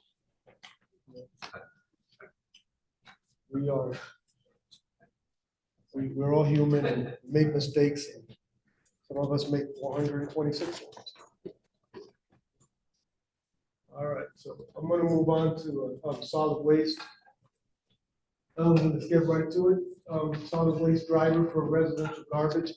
And you'll see as we go along these slides, what the plan is, moving along, adding shifts and so, adding routes and so forth. This is on the 2000, this is already on the business plan for 2027. We'd like to accelerate that. As assistant director is going to be overseeing more of the commercial side with the new metas and so forth. Our roll-offs and commercial is just exponentially growing. This is our proposed org chart. Again, these blues here are proposed positions. Recycling assistant, we're looking at special collections. That's what we used to call the litter crew. But now it's going to be sort of an on-call working with a rear loader and not just supporting brush and bulk, but also doing special collections and Yeah, it's responding. somebody who doesn't get pulled off a scheduled route to Right. go deal with something hot that comes up from CMO, council, Buford, those things. He's calling us neat. That's all right. Y'all accommodated many phone calls for me picking something up, so I appreciate it.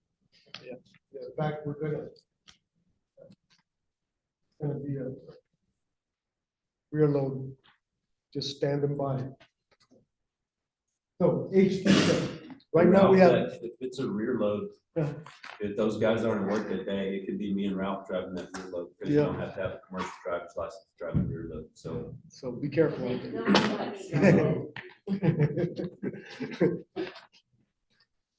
It's like seeing a U-Haul, on the road, it's probably the first time that person's driven a truck. Keep your distance, so if you see a rear loader, this might be Don. But you could drive. Well, yeah, no, I'll be hanging off the back. Yeah, so we have 2 bays in the new complex. Right now we have 1 HD tech. We'd like to get 2 in there and utilize both bays. These folks are not going to be doing the type of extensive work that's being done at Fleet. But they will be doing, checking fluid levels, changing wipers, maybe some light bulbs, rotating tires every now and then, that's that sort of thing. We have a recycle assistant in 27 that we'd like to get accelerated. That's gonna, right now, what we're using for special collections are are folks that work in recycling. We have to take them off the floor, put them in a rear loader or in a, pick up with a trailer to do those special collections. So by beefing up our recycling team, we'll be able to keep up with all of that demand. These are all career ladder type of promotions that we still don't have a clear cost, but these are already programmed in our career ladder. This is our goal. Right now, according to the manufacturer's recommendations and just, best practices, our trucks, especially our side loads with the arm, should be doing about no more than 800 lifts per day. We're doing about 1,100. That's a lot of wear and tear on a lot of moving parts, and it attributes to all the downtime. We're trying to get this down. We're gonna do this by, this number here is, we're right now we are at about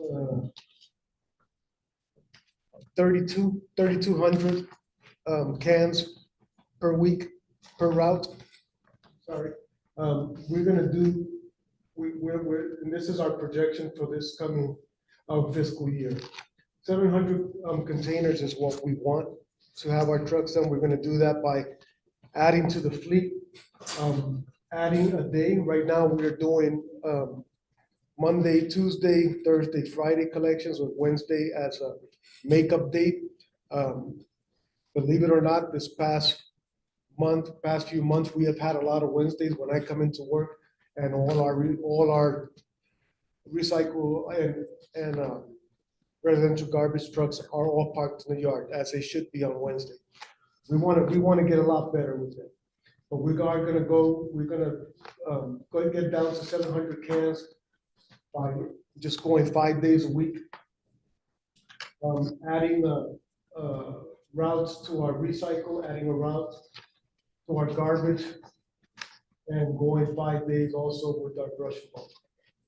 Brush and bulk you may see some changes there, so that we think are gonna be beneficial. But we're still waiting on some, called an app, right? It's an app that we're hoping to do for brush and bulk on call. Yes, that's correct. Yeah. Right now, we have one commercial side load. That's the truck that picks up in the alleys. Doing about 200 cans, 219 cans per day. We want to add another commercial side load. That'll bring down, it doesn't seem like much, 19 cans per day. But these routes, these are folks that currently have the 300-gallon plastic cans. Well, we're gonna try to phase those out, bring the 95s in there, but we also have some commercial customers that are using the metal side loads. And some of these are gonna be replaced with, some of the 300-gallon will be replaced with those metal side loads. So we're gonna need another truck when that happens. They're giving some of the residentials instead of the 300 gallons that we have the metal. No, just, we have businesses that have 300 gallons right now, that have the plastic. We're gonna replace those with metal side. And we're gonna need, another truck to pick those up. It's a whole different system for those. What's the thought behind replacing the 300s with the 95s? Well, So the 95s would be individual, it's No, household. no, I understand that, but so in my office, I came to work Monday and I had a new 95-gallon sitting there with a note on top saying we're gonna phase out the 300. So, there's 3 or 4 containers. To me, a 300 serves what, 5 households? 3. Probably 3. So what's the strategy behind more lifts, right, per home? versus, one lift, larger container, one lift, different equipment. I understand all that, but what's the strategy behind making that change? It's really twofold. We lack accountability when it's a shared can. If somebody fills it up in the neighborhood. Or And they then throw a transmission. engine away at 300 gallon. Or it can be something very, Which is very damaging to dump. Say that again? So then you can throw an engine away in a 300 gallon container. Right. If you really had mine to, sure, that's gonna break the arm and it's gonna tear the truck up when you go to dump that. and then secondarily, we have to special order arms to be able to lift those cans. And Yeah. it makes availability of getting trucks harder and more expensive. And so it's more efficient to do 2 more lifts than it is to do 1 lift with the big can, which ends up, I don't have a precise percentage, but a large percentage of the time, or at least a significant enough where there's either just trash that the person has to get out and reload into the can. Right. Again, the accountability, which takes a lot more time than just doing 2 other lifts, or, it's not done and you just have trash and alleys and. We're replacing all 300. It attracts, just illegal dumping. Nothing's They tend keeping to- you yeah. from driving They down tend the to alley. throw little satellites of piles of Right. trash around for some reason, the 300s do. And then you're never gonna know who threw the body in there.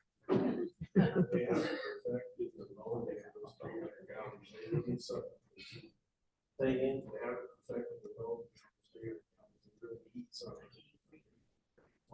Mhm. Yeah. Yeah, you can't even keep a lid on those.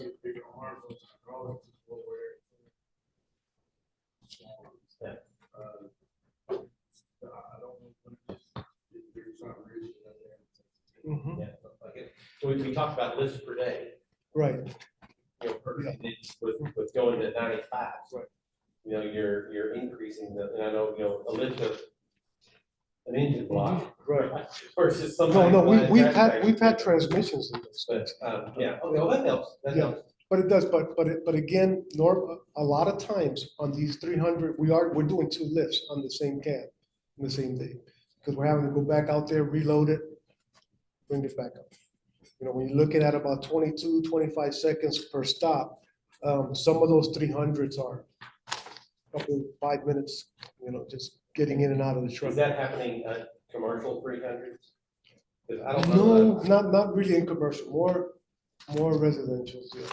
Most are commercial. Yeah. Yeah. I just don't know that I've seen a driver hop out on a residential route. Dump it, lay it back down, hop out, fill it back up with the satellite trash. Mhm. I've not seen that happen. I mean, does it? I've not seen it. Salisbury Lane was a good example of that. When we did the cleanup up there, we did that. Satellite trash piles or drivers getting out and refilling the can after they've dumped it. Both. Mhm. Oh. These, just the blue ones, these are new, requests. This is, the 250 for our maintenance teams. We only have one going right now. Same thing with with this F-150. That'll be used by 2 different, supervisors. And this is the metal side load that we just talked about. That's gonna help. Notice, everything else is already on the business plan.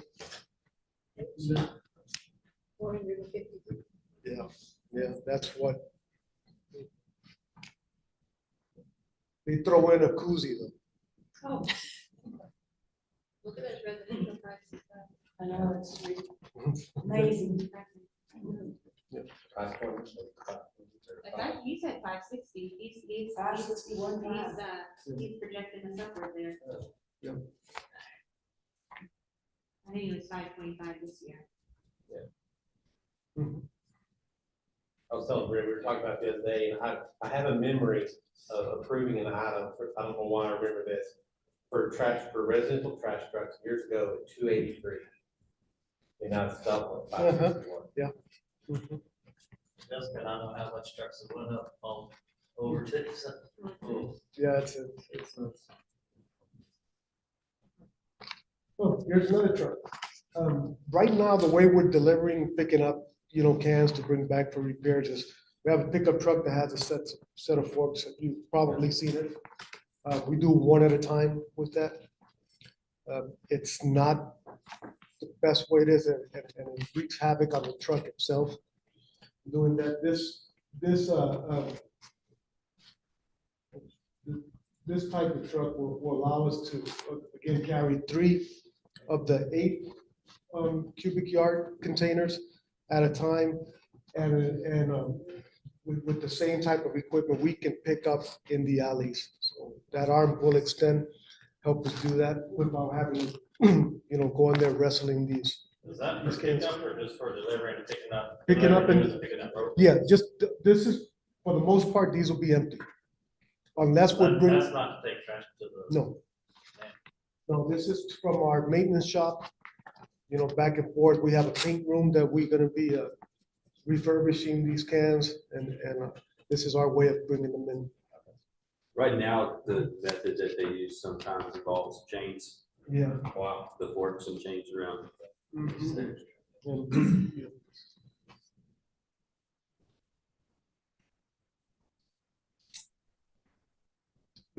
Last year, or the year before that, I don't remember, just remember the crimping ain't easy. Remember that? We got a new hose crimping and hose making deal. We kept the old one and moved it over to solid waste because we go through hydraulic hoses like crazy. That thing needs some work. It needs some refurbishment, and of course, we need the materials to make the hoses. This is gonna allow those 2 HD techs in the solid waste bays to make hoses and, go out and do some roadside assistance for these trucks. If we have 2 or 3 hoses on bus, a lot of times we have to tow that truck back to the shop to get these hoses installed. Our hope is that we have our HD techs ready to go and create a hose, take it out, replace it right there in the field and send that truck on its way. And thankfully, we're not buying a whole new hose crimping set. Like I said, we moved the one from Fleet over to solid waste. No koozie. No koozie, but yeah. But this year it's exactly what it says. Tires with rims, both steering tires for the front, drive tires. We'd like to have those ready to go. Instead, right. Instead of having to go out to the shop, our guys are equipped to do that. They can do that. We can knock those out, and then when time permits, we can take the other tires or rims back to Fleet and have them reloaded.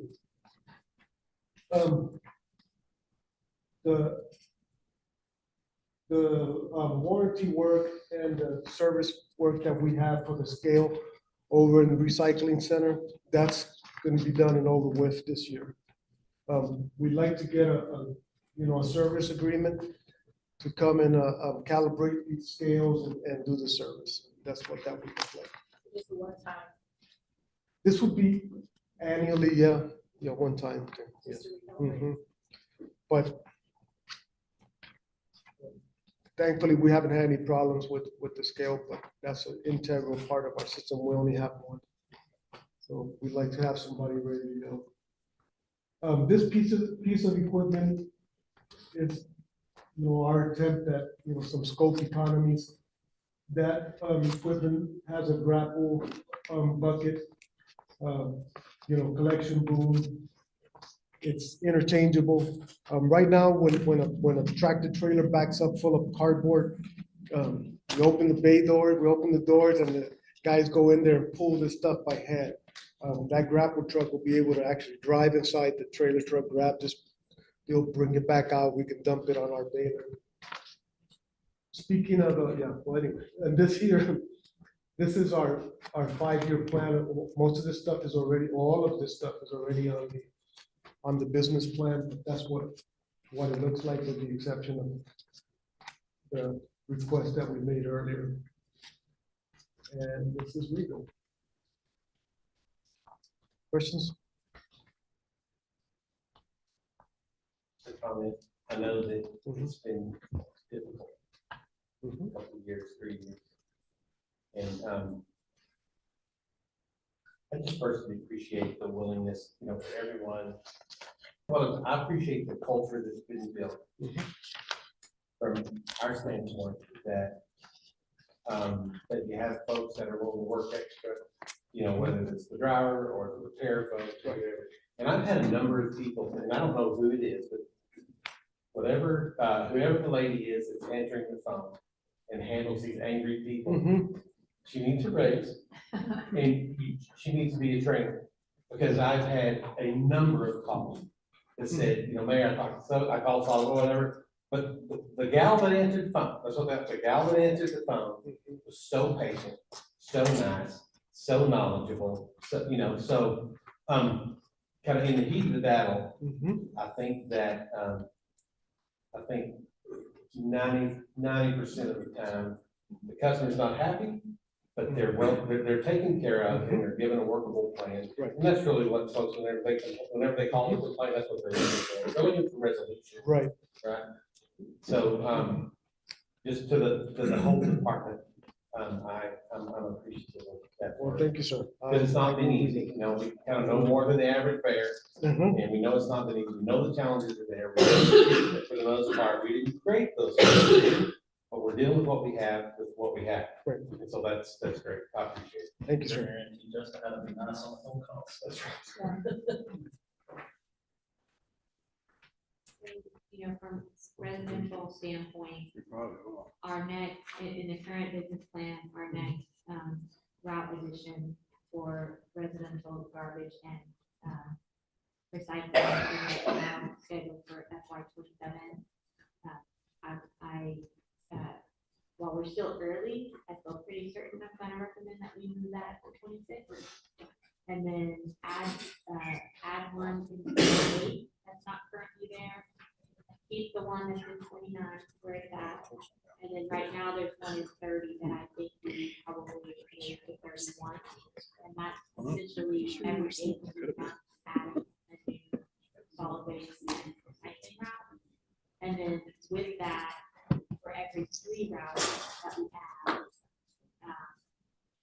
basically have a 3-to-1 ratio of frontline driver and truck to a swing driver and backup truck. So that would mean additional swing drivers, 26, 29, and 31, and additional reserve trucks in those.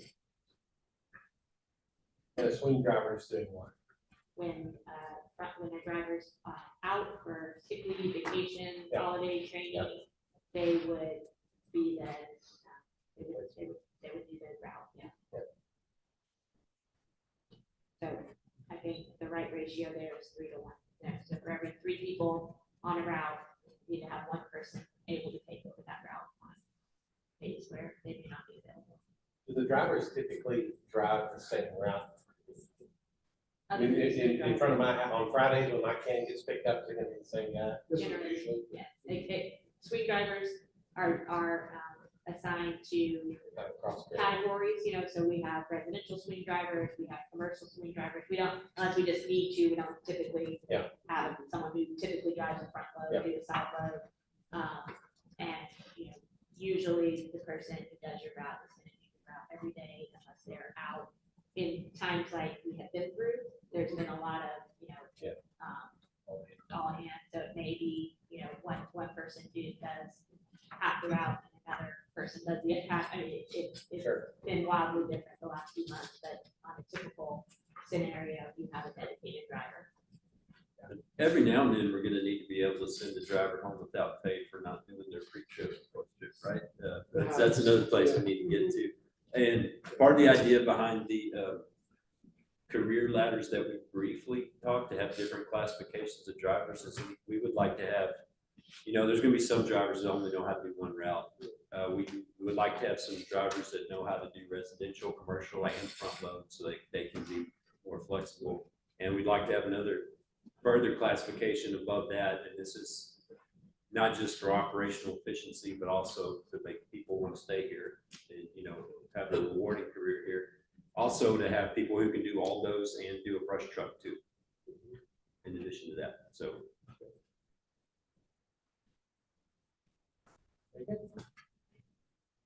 And all CDL. Yes, except for the, rear load truck.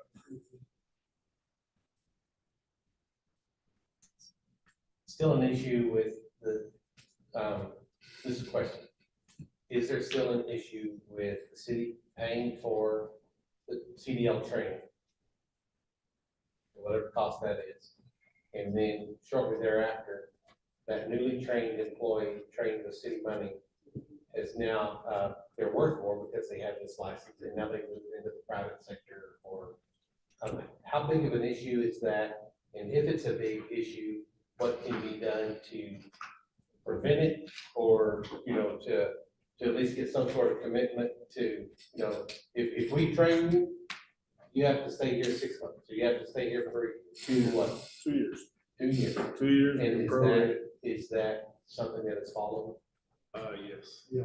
So what happens if someone says, no, I'm gonna go drive for Linfield, I'm out of here? Then it depends on if it's prorated over that 2 years, they can go to anywhere from $4,500 to $200. And how come they can pay? I don't know. I can't sit tap our hands after that. I don't know. Yeah. To be honest with you, we haven't had a problem than I thought we would. We haven't. And normally what we see with CDL drivers, at least they'll move to another department within the city. I think it has to go and say the market studies and the compensation that we've supplied have kind of kept that from happening, to be honest with you. Yeah, I think So we're in a much better place now doing that than we were. Okay. So thank you for that. We're in a better place as that pertains to the same thing with people getting their utility licenses too, I think, wouldn't you say, Ken? And I mean, that's compensation study helps, creating the culture helps. Yeah. I haven't been able to coach any talent. You all see.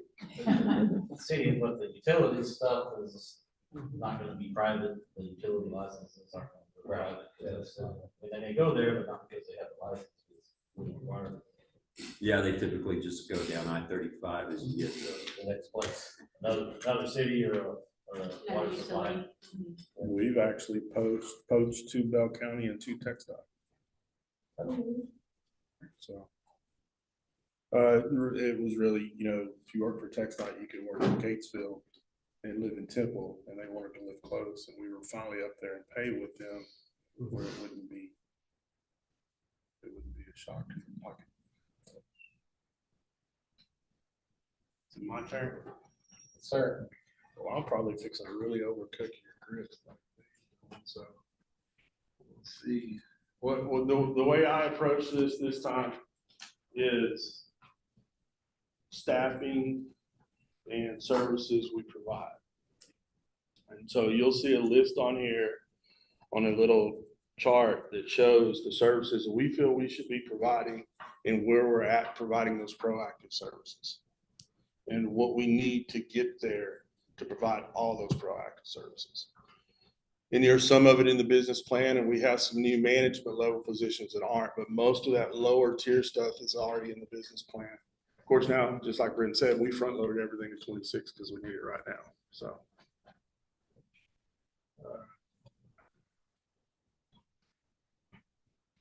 I didn't do these animations. Did you hear me?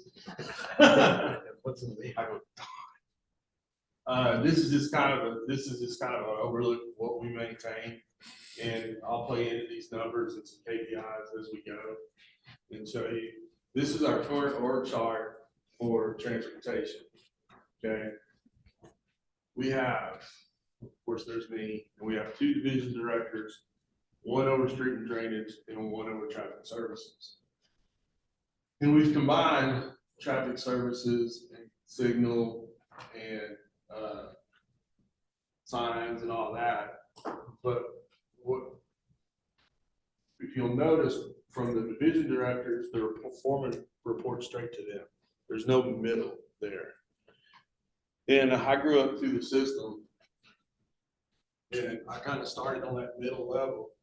And so I remember how it used to be. I like my foreman to be out in the field. There's a general rule. You're there until about 8 o'clock. Get out in the field, watch your employees participate, talk to citizens, do what you got to do, run your complaints, and participate. Well, we've gotten away from that. they've became really office staff. So I think we're losing a little bit of quality control, possibly a little production, but we have really good crew leaders. So we're gonna be looking at getting some of that middle management stuff in there to where the informants can actually be out there on the field, doing what they need to do, monitoring and helping, so. These are our unachievable. Matter of fact, you say something? I swear. Okay, this is the same thing, but it makes it read a little better. These are the current crews we have to perform, FTEs to perform all of this. In the green is what we feel that we actually were Roger right on. We don't miss a beat, generally because we have to be. There's no, the blue is what we do. We do it, but not to a level being proactive. We're more reactionary. In the red, we do some of all of it, but we don't do enough to count. We just don't. And you're gonna see another org chart that reflects how to get all of this, at least every bit of it, at least. And you'll notice that sidewalks is on here. We appreciate the sidewalk stuff, but we'll get to that in a second. But right now, 90% of our work is for utilities, repairing where they kind of do it. So we spend very little time building new or fixing the old spots in town that are just dilapidated. So that'd be a good one for you to look at. And this is really, you know, it's what's in these. I feel all of these are important. I feel all of these are in need right now. You know, and most of this is in the business plan. All of it's in the business plan. So to get there and turn all these blue would be my goal. So this is what the New York chart looks like. Everything in yellow is requests. Most of this from here down is currently in the business plan. From there up is not. It's new ass. So we're asking for a construction manager, maintenance manager, traffic manager, and a right-of-way manager. And we're asking for 2 new foremen, 1 over the sign shop, and just 1 over general street maintenance, which is patching potholes, repairing utility cuts, crack sealing. And then this is construction. They handle the street construction. Then you have your concrete crew here. This is 1 crew. We're asking for another. We're going to get deeper into that as we go. Street construction manager. I don't want to let y'all, read all these. There's justification for it. It's just a need. We have to schedule these classes. We have career ladders. We have to, right now the division director does all the pavement maintenance work, all the scheduling, all the contract work, and plus has to supervise the foreman deeper than that. And there's just not enough time in the day. And what we're doing is we're missing out on. There was a couple of projects that we did, road projects, that was totally dissatisfied with the pavement work. Just because they were getting pulled off every day to do something else. And they had no immediate supervisor there. And it was just a mess, and I got a little fired up and said, this is junk, and so all this stuff would help alleviate that. So if you remember after the storm, we had after winter, Stormageddon, what was it called? Stormageddon. Streets were all tore up. We took 100% of our focus and we put it for 18 months on fixing those places. We kind of ignored everything else. The work was excellent. They were focused on it. Well, if you go back, this crew actually has to assist this crew in this aspect. And so if we would allow them to focus on the quality of work and the longevity of the finished products, they get better. And that goes all the way across the board. And with these blues are just really what they kind of maintain and what they do. And with managers doing that, the office type work and talking to citizens, big ticket items, the foremen are out there in the field making sure that quality of work stays where it needs to be. We're also the street maintenance manager, which is going to be over utility cuts, patch crews, which is the same crew. crack seal, we'll be over that and getting out there and being proactive about looking at these potholes, bad places, get that list going and get them working on those. Right away, this is where we do pavement marking about a month out of the year, and we can't even touch 25% of the city. And so by the time we get back around, some of that pavement marking is 6, 7 years old, and it's too far gone. We don't do curb line vegetation, which we should, because not only is it an eyesore, it affects your pavement quality, it can affect the longevity of your pavement. It takes all the moisture out of it underneath it. So we want to get on that, and then taking care of some alleys and just some general right away, making it look more attractive and put some longevity on our inventory.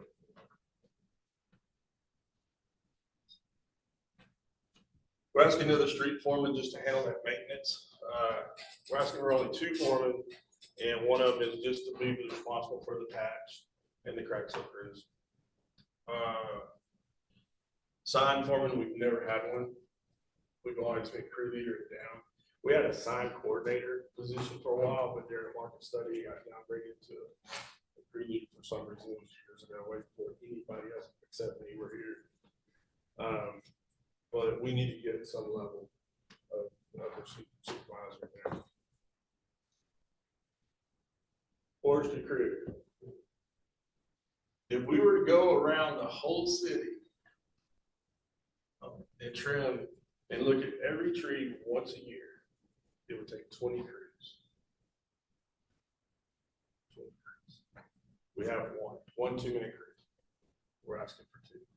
But y'all want to give me 20, we can do it. But we're asking for 2.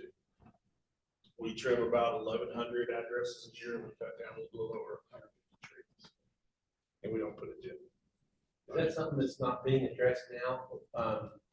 If you need 2 crews, you only have 1. Does that mean there are trees going, that they're not being tended to, or are you contracting out? Not being tended to. Okay. Not being tended to. So Mayor, what I ask people to do is ask for what you think you need to do a proactive level of service. And so that would be going out, the foreman, going out and finding trees that need to be trimmed and then trimming them away instead of, a fire truck finding one that they had to drive around, or a solid waste truck, or just people calling in about it. So right now we're reactive, and we talked about, the proactive, and Kenny said, I can't ask for 20 forestry crews on this slide to go from 1 to 20. So, I mean, that's why he brought it up just now, is because that's an area, if we get what we're asking for, we would still be, we wouldn't get the proactive. Where are you trimming trees? Either they want you there that day, or they don't want you to ever touch their trees. Maybe people throw it on the street, I don't know, maybe. We did have Overflow from trash cans, styrofoam and plastic bottles. one of the worst things I saw, probably because I'm a deer hunter, but at Williamson Creek there at Shell, there were probably, I could count 5, there might have been more, where they had killed some bucks, cut the horns off, and just threw the deer off the side of the bridge. Deer. Yeah, we call it game board. So. Wow. One thing I would add, because Kenny's not gonna go through saying this, but as you look at some of these middle management positions that they're adding in there, we have the luxury of capitalizing on some very tenured employees in our streets and drainage group. And as much as I beg Kenny year after year, 5 more years, eventually he's likely to say, no, I'm not doing 5 more years. And so it's critical for me that in the interim, while he's still here and while he's still enjoying what he's doing, I want him to be able to download that stuff and make sure that we have that structure in place, so that when we lose that efficiency of having long tenured employees, we have a succession plan in place that's going to take us well into the future. So a lot of those things that currently live in Kenny's head day in and day out, we look to download, alleviate some of that stress so that he does want to stay a little bit longer, and then make sure that we've got a good plan for when that turnover finally comes. Because we do, like I said, capitalize on some real efficiency in having tenured employees, and that's Kenny and a lot of his team that has been here for a significant period of time. The nineties. Yes, since the nineties. Yeah. First is not too, and I don't have a straight sign in town. It's a, yeah. Yeah, well, here's the deal. I'm keenly aware of our shortfallings, but I'm also aware of how hard these guys work and how hard I work. I don't take excuses, and I've been here. Temple's been great to me. I mean, Temple's been great, and I've loved working here. You know, I've spent more than half my life now here. So, and I'm from the area, but 32 years since December. Oh,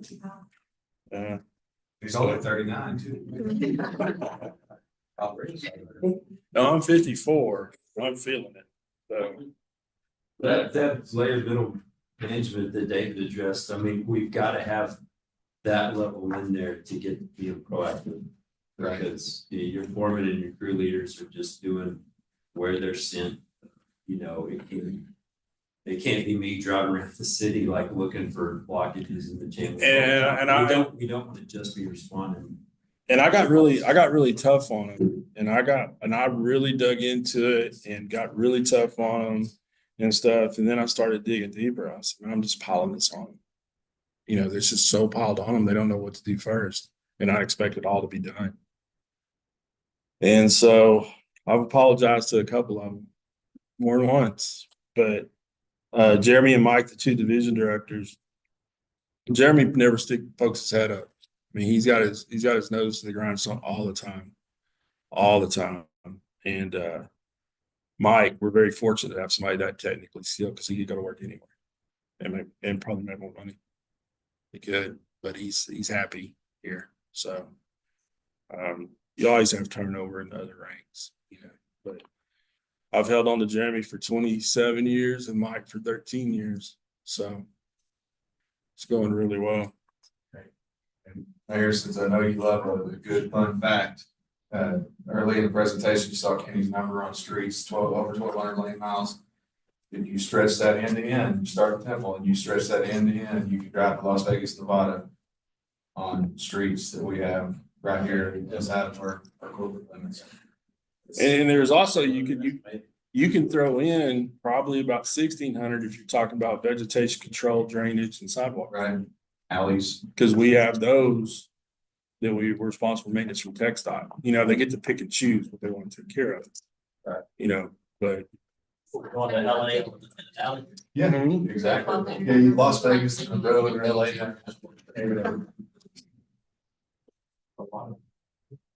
Kenny can run water to roughly Atlanta. With with underground contained. How many miles is that? 810, I think I saw. Slide. I'm a sucker for that kind of stuff. So Mayor, I mean, while that was a lot that Kenny has presented, I think the good news is that the vast majority of them are already programmed into the business plan. So I think what we're looking at is how and when we can accelerate those. You know, I think they're slated more from a funding standpoint than they are from a, I think they're as soon as we can make them. The only, the management positions need to be addressed because that was something that we really challenged as part of the comments here. And then the additional concrete crew is currently accounted for, but the other crews are in our plan. So we're not needing to take all of that and work it in. We just need to see if we can get it sooner and get those additions in. What's the biggest advantage of the concrete crew? I know that seems like a silly question, but is it mostly around just pedestrian safety? Is it, and I know a lot of it's about just connectivity, right? A sidewalk to nowhere, doesn't make a lot of sense. I think the very first sidewalk they did was over at Fulham Baptist, that was a safety issue. That was also a good opportunity to make inroads, you know, let's get some thumbs up on the east side. So, 5 minutes. Sure. the concrete crew does a lot of things, and right now what they are consumed by in mostly is, repairing cuts made for utility work. Okay. Which we were contracting out, and, part of the way that we funded the crew was to split fund it between general fund, which of course always has extreme pressure, because that's where police, fire, park, everybody comes out of general fund. What we found though is that, I think, I can't remember, Tracy might remember off the top of her head, or one of the budget team members, but, I was gonna say, maybe we funded it 50%. I don't know what that is, but let's just use that as an example and say, but, they're doing way more on the water, on the utility side than they are able to accomplish on the general fund side. That can be paid for. Assuming we add the crew so that we have really kind of a utility crew, a utility focused crew, and then and I don't know if that's how they would actually structure it, but you would have the resources to do the utility cut, plus what I think we all hoped would be able to be focused on is, the benefits to the general sidewalk network. I think, one, as we're investing in trails and sidewalks and, those assets around our community, we had 0 maintenance. But we don't have a way to maintain them as those assets age, they'll just deteriorate into the point where we just tear them up again, I guess, or have to do a full rebuild versus taking care of it as we go. So taking care of what we have moving forward, I think, is a big motivation. But then there's, 20, 30 years that we did just let it, or more, I don't know, I think at least 20 years, probably more, that we let the assets degrade. So then you have that going in and filling, patching in front of the churches, patching in the neighborhood. So we've got to catch up from what we hadn't been doing for a few decades, take care of what we're adding, and then also address utility cuts. Right. So that covers all, no padding, no way to make it work, no creative accounting. That's the cost. And the good news about the second crew is that a lot of the equipment can be shared between the two crews, the foreman, so it's not as heavy of a lift. The first one was hard, I'll be honest with you, it was hard to find a way to get 7 positions, in one year. This one is, you're, I think, is it 4, a crew and 3, a crew leader and 3, worker positions, so it's a much more manageable addition. A lot of the major capital and, some of the overhead positions are able to cover both crews, so I feel good that we can find a way to get the second crew in. The leadership there, we actually were able to get guys from TPG. That's what he did. Yeah. And, he's been a rock star. Who's that? Manny Salcido.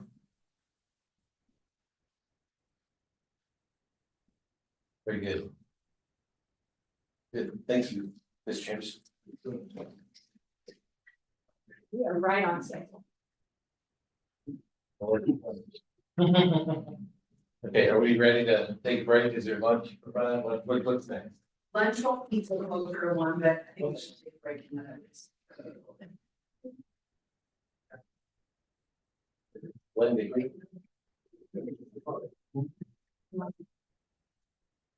Like, I did it with Lori. I think go ahead and move forward.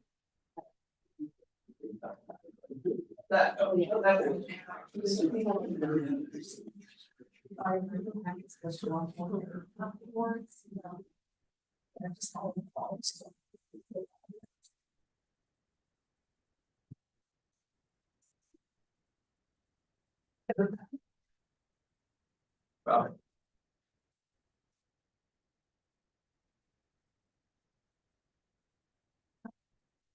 Ready? Yeah, I'm ready. Good. We told David that he actually has overlap with what he was. Actually, I think they all think we're taking a break. Yeah, but I want. Well, a lot of them might be leaving. I didn't realize.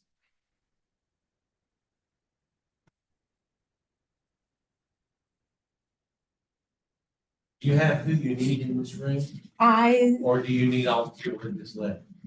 Not necessarily, Zoe is not here, it looks like, so Jessica's right here. You want me to go? Do you want me to just forge Well, I forward? want you to have the right people in the room. Okay. If this is the right people, then go ahead. If it's not, let's get. So Zoe hasn't been through this before, could we wait for her to get back? Sure.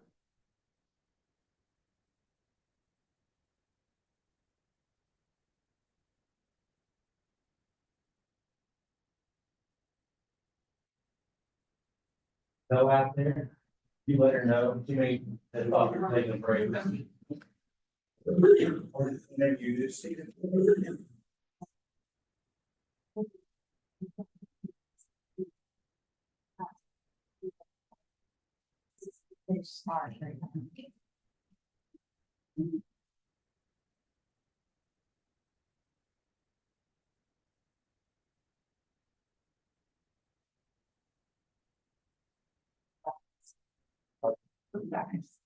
Well, did you guys have a grandbaby?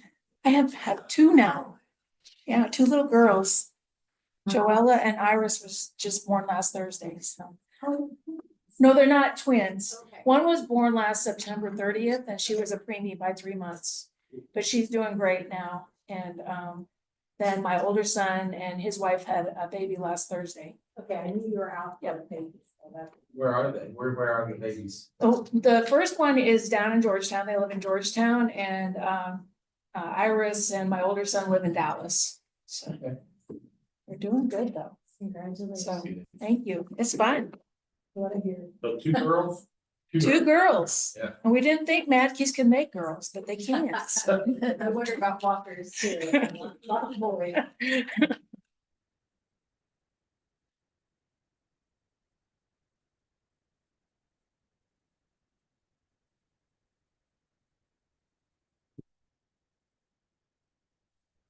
Girls. Granddaughter.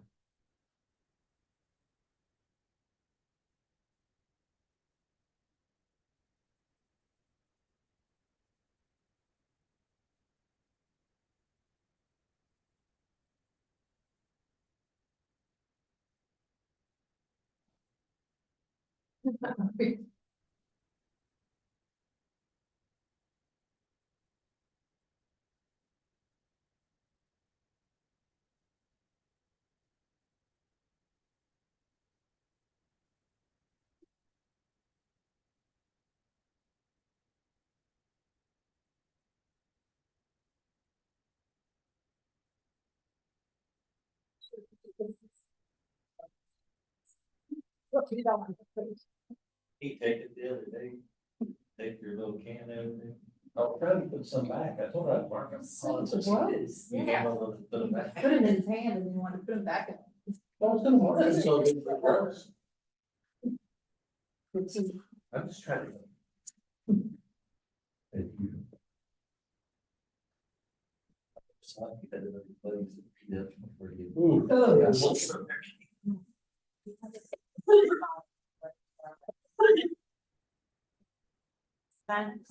Son lives in Colorado and her daughter actually lives at Fort Worth. Okay.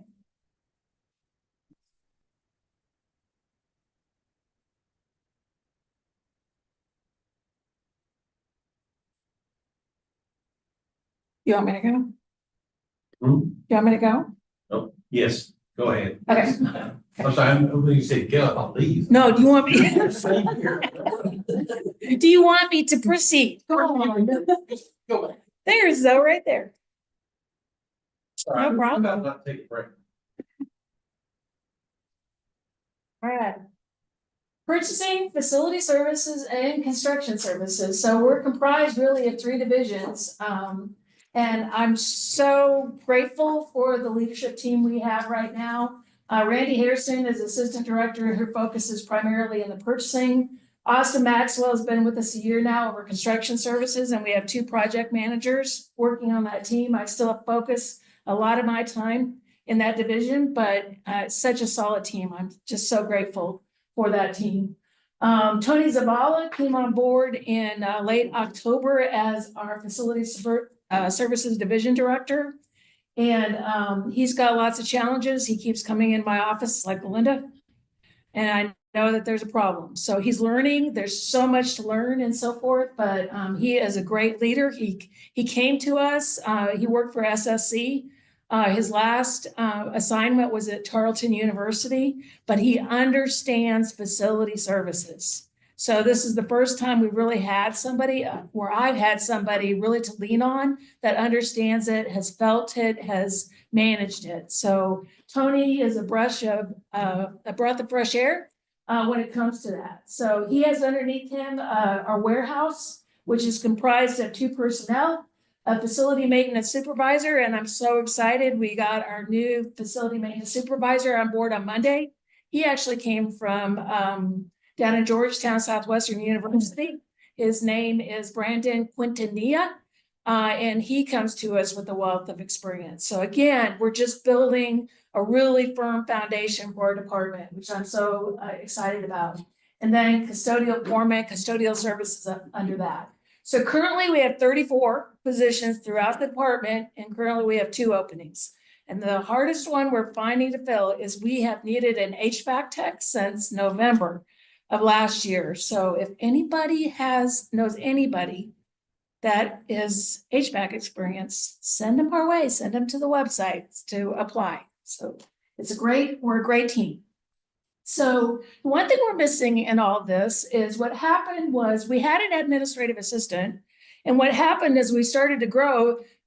This position's part of the responsibilities of this position was to help the accounts payable specialists. So as we continue to grow as an organization, all of a sudden it's like, well, I would need to delegate some stuff. It's like, well, she's too busy doing AP. When we really looked at it a few months ago, 80% of her time was in accounts payable. And so what happened is we reclassed that position now to accounts payable. So we're without an admin assistant. So I do a lot of things that probably I should be ideally delegating to an administrative assistant, but I can't.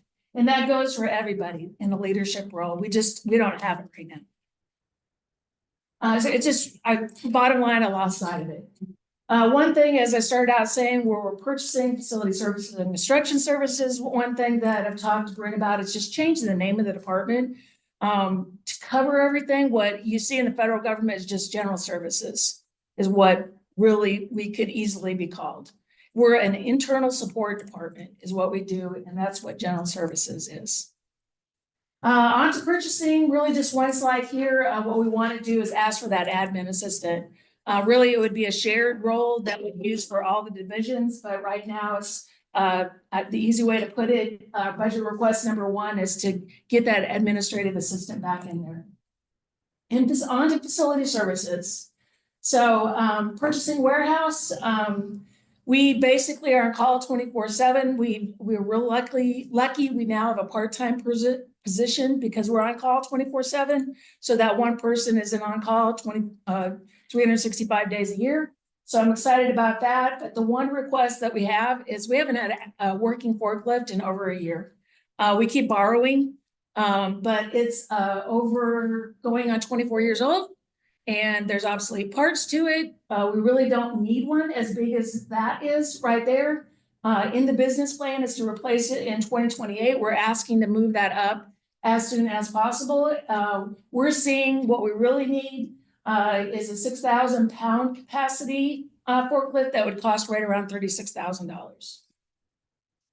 Moving on to custodial services, Gary Zaruba is our foreman. He's been with us, the city over 20 years. He has underneath him 12 custodians, and that is made up of 3 crews of 4. We have one crew that starts at 2 a.m. in the morning, and they clean about 12 buildings. They have a truck, crew, cab pickup, and they clean 12 buildings. We have another crew that starts at 5 a.m. We call them the Sunrise Crew.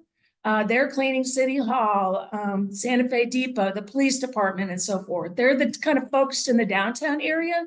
And then we have a crew that is our sunset crew that comes in at 11, Tuesday through Friday, and then on to Saturday they work, because we call them also our deep cleaning crew. The problem is, again, as we've grown, the deep cleaning part has gone away because of, as we've added square footage, we've had to absorb the extra square footage with them. So what we're asking for in budget request number 3 is to create a 3-person specialized night cleaning crew with a vehicle where they can come and do the carpet cleaning and the polishing of the floors and other things that really can't be done, or they're more specialized things. And so we can keep up and preserve our assets that we have. And the way we're requesting, or our idea in funding this, is currently our crews are 4-person. Tony's suggestion is we reduce one of those crews to a 3-person crew that we currently have, and then make this a 3-person crew. So it'd be a net add of 2 custodians plus a vehicle.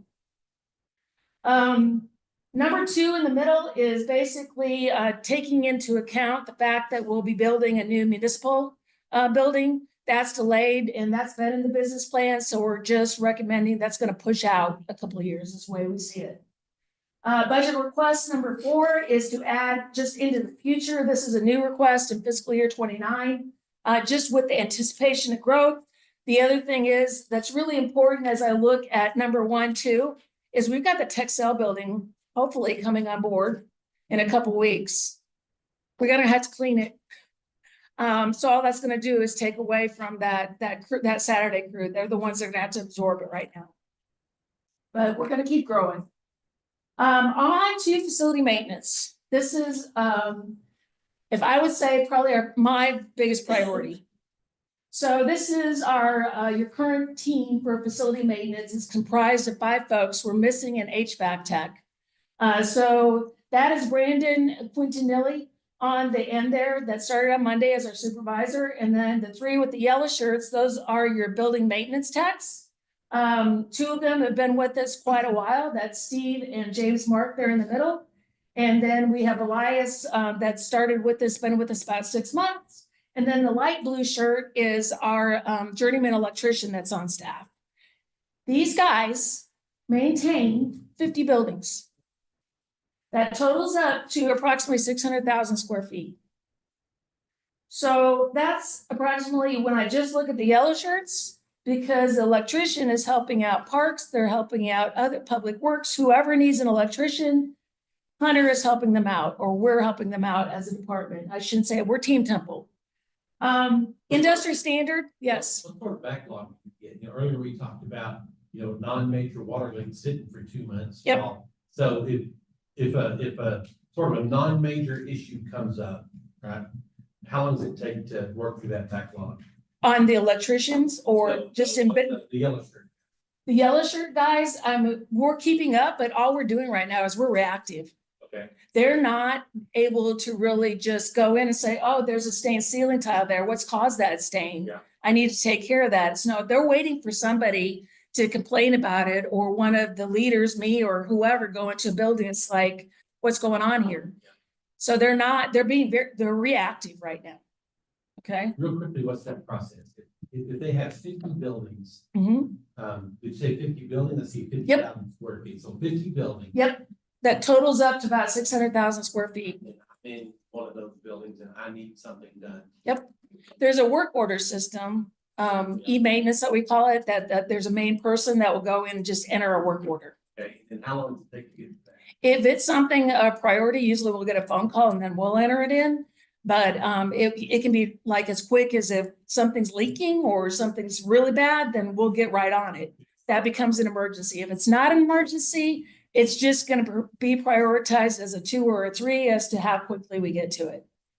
But from the standpoint, I mean, You're 2 and 3, or you're always working. we're always trying to get to them. But again, we're being reactive to those. We're not looking from our perspective and from this perspective of just looking at buildings and us getting things done. We're being reactive to what people working in the buildings are reporting to us for the most part.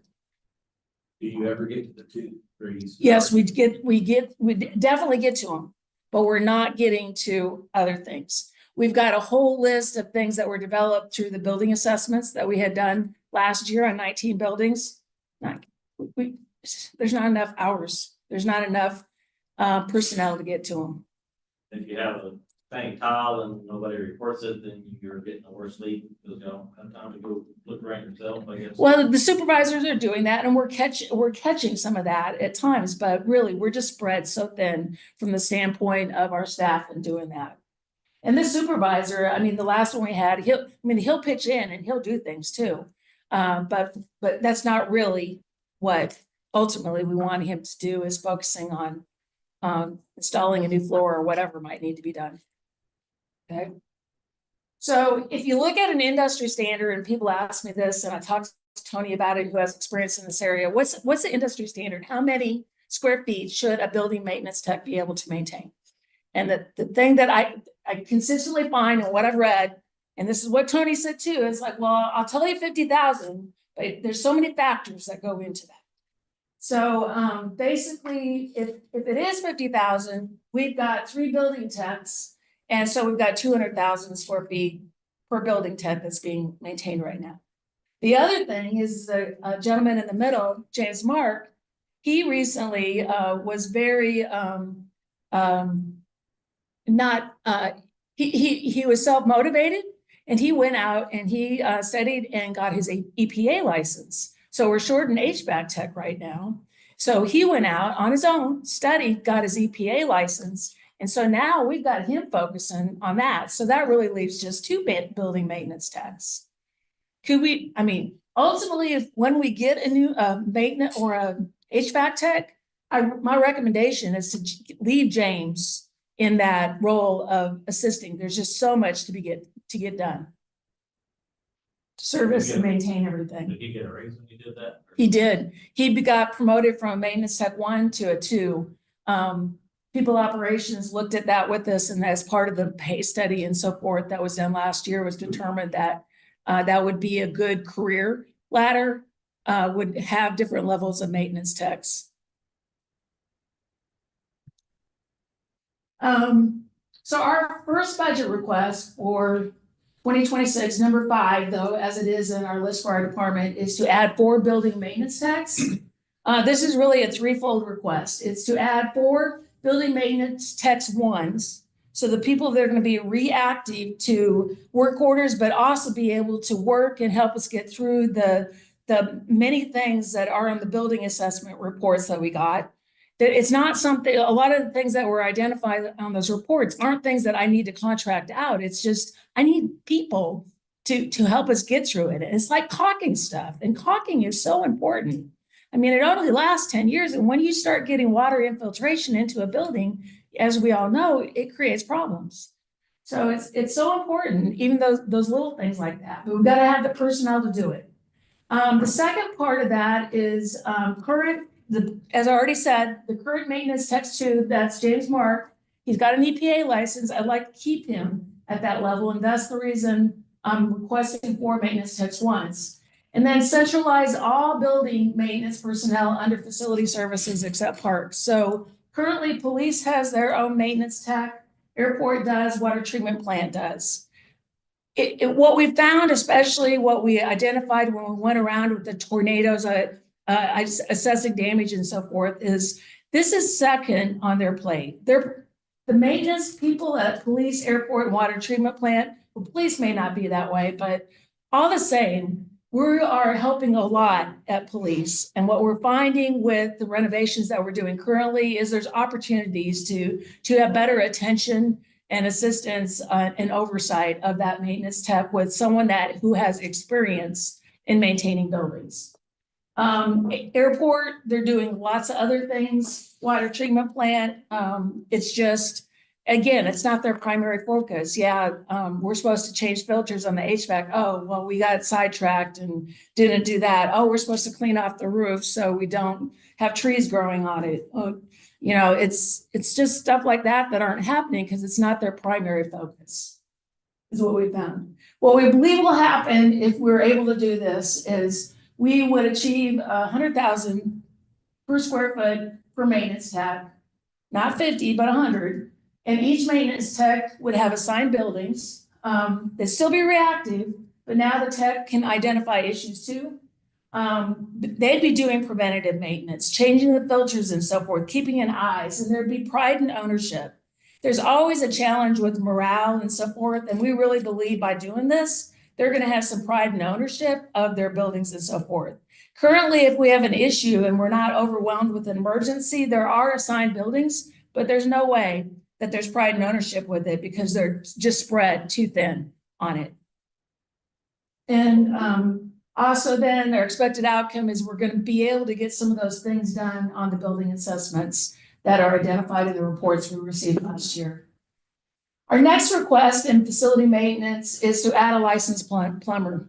We currently, as far as I know, unless there's something in utilities, but we have no licensed plumber on staff. We contract out a super lot. There isn't a week goes by or possibly even a day where we don't call our contracted plumber. The contracted plumber that's been so reliable, I believe for probably 15 years for us now, is 72 years old. So he's talking to me that he's gonna retire, and it scares me to know what we're gonna be able to get going into the future on that. So that is a request, is to get on staff a licensed plumber. And then into the future, we are requesting to add in fiscal year 28, a maintenance tech 2, but someone that's very comfortable with plumbing that would work underneath that plumber position. Again, it might be someone who wants to even study, it's really interested in plumbing, and being under a licensed plumber, he could even then grow and develop into that licensed plumber position. The next thing is add an electrical technician. So we currently, of course, have a journeyman electrician, and same philosophy as the plumber. In fiscal year 27, what we're recommending is to add a tech that works with or under the electricians with an electrical focus. Again, career ladder wise, they could be looking to study for and get that actual license as an electrician. Budget request number 9, 10, and 11, this was in the building business plan, is to add a building improvement team. So there's currently in 2027, 2 building improvement techs in there, and their focus is improving buildings. So we outsource. It's really difficult though to do this on small jobs. We need to paint something. We need a wall built or something torn down. It's like what we're doing with those techs, the 3 that we have currently, is we're asking them, we're pulling them off in order to get these little things done. So what we want to do is have a team that just focuses on that. And then convert one of the 2 techs that's in the business plan to actually a team lead. So we have kind of a person that's in charge over it. And then in a future year, then add a second building maintenance tech. So it would become a crew then of 3 to do improvement projects throughout the city. Building request number 12 in fiscal year 27 is to add a facility maintenance supervisor. So with the span of control, we've currently got Brandon that came on board on Monday, but as we grow, as I see this division needs to be, the span of control just gets to be too much. So I envision that we're gonna need to create a manager position with a supervisor just to have that span of control though in it. Next thing, this is in the business plan for fiscal year 28. I'm just requesting, I just want to highlight, I see it as a need, a great opportunity for us. I see there's paybacks in this, is just having an energy and sustainability manager for our city. I see this in talking to Tony, he really sees it as a person that would report to him as the facility services division director, but really, I'm the go-to person when someone needs an issue or something dealt with electricity, a new account or something shut off or whatever. I'm getting the calls, and I'm handling them. But it is kind of a skill that you have to develop and so forth. But I feel like that really needs to be in a position, and my position should be able to support that position. Other things is just looking at not just electricity, but natural gas, propane, and water, and so forth, oversight of the vehicular GPS system that we have, looking at alternative fuels, and just development of standards for our city. We don't have a published saying it's like, okay, we're setting thermostats at 72. If it's an office building, this is what's acceptable. We don't have that. Everybody is kind of like free reins on it, which is challenging at times, especially in the middle of the summer when a department's trying to keep a building 67 and it's 110 outside. All it does is create humidity, and humidity creates mold. So that is a challenge. But the other thing we're doing, and we've got, the reason I don't have any support here today is we're building on a building management system that controls the HVAC system. So it's an online computer, but you really got to have somebody that's specialized to basically manage that system. It will give you alarms if something goes wrong with the system, but the other thing you can do is look and see as to make sure when the building isn't occupied that we've got it properly programmed, so we're not cooling a building at 72 when there's nobody in there for 36 hours. So this is facility services. This is the recommendation or our proposed plan. So the black is what we currently have. The red is what we're requesting for fiscal year 26. That's 10 positions. Fiscal year 27, 3, fiscal year 28, 1 position, and fiscal year 29, which is basically the custodial crews at 5. That's a total of 19. We currently have 22 in this division, so we're asking for some growth that I think is much overdue and much needed for this division. Other requests for facility maintenance, we just got some increase in operational budget needs that Tony has identified with his knowledge that we really haven't been doing properly. So we need to increase some accounts to make sure we're properly taking care of some things. Another thing that would be very helpful to be more effective as a division is to have a 2-person scissor lift to go up and be able to replace lights and so forth. Currently, we've got a 1-person lift, but it's just not, it's old and just not what we need at this point.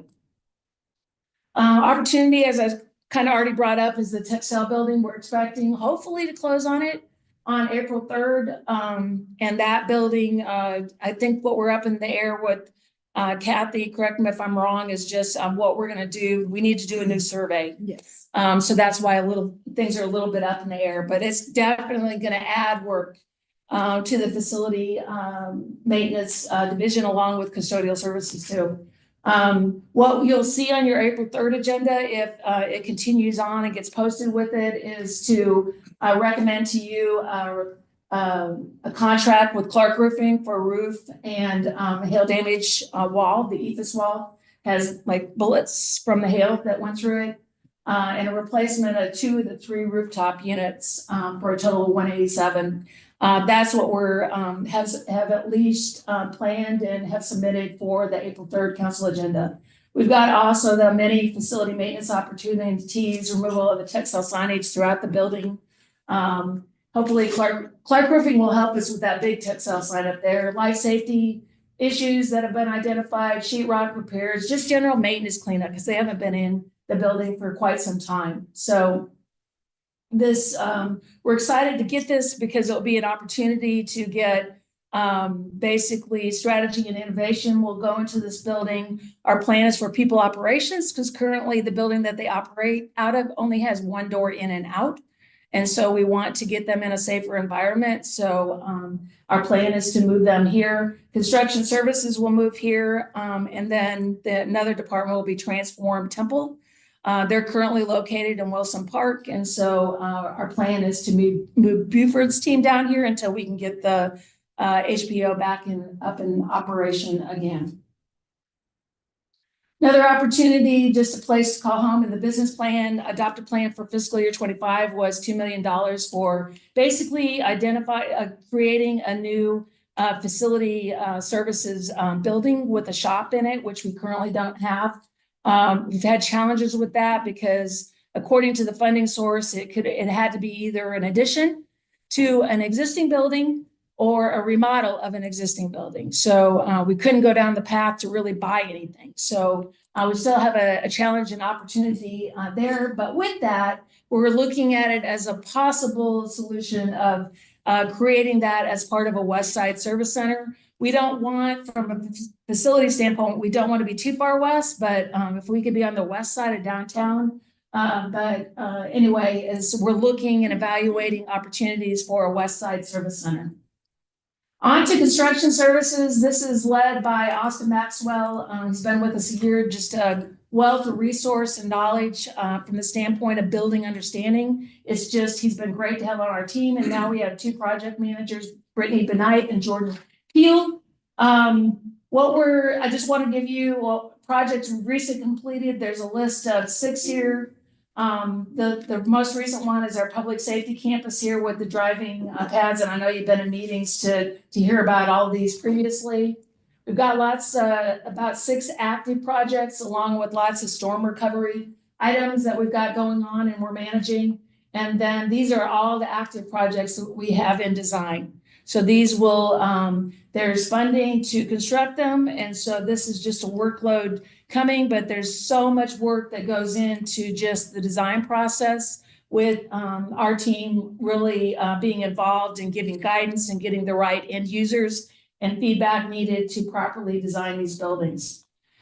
Other anticipated upcoming projects, of course, the municipal campus expansion. In talking to Bryn, what I understand, we're going to kind of put that project a little bit on a holding pattern until we get into the new fiscal year.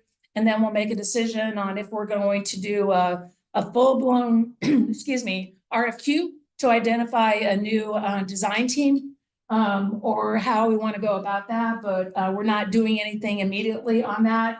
Of course, we've got Samus Clubhouse. We were involved in that. It's kind of in a holding pattern now. I have a feeling it's going to come back.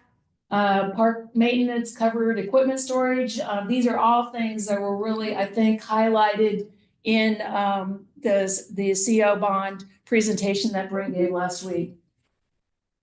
So on construction services, what we need is we've got 1 truck that basically 3 staff are trying to use, and we're going all different directions with that. So what we're requesting is instead of a truck, just an economy kind of vehicle that we can get around and get to projects as we need it. So that is our budget request for construction services. So with that, I would be happy to answer any questions. I forgot, what is our plans for Fire Station 7? The current station, to be occupied by police as a west side substation. And we need the whole, I was just thinking she was West Side Maintenance Center and we can't really do one. Is any part of that an option? Temporarily? It's possible. It's in terms of the overall vision of having kind of a satellite service center on the west side.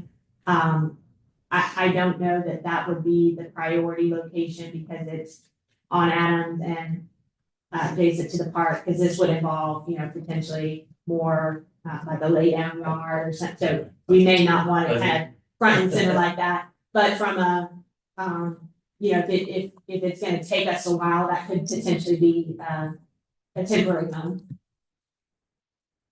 I thought that we were working with Texel on some type of insurance opportunity to fix the roof, and I thought maybe that was something they were going to take care of. We had hoped that was the case, but we ended up they were not receptive to going that direction. So we have a reduced purchase price and it just built.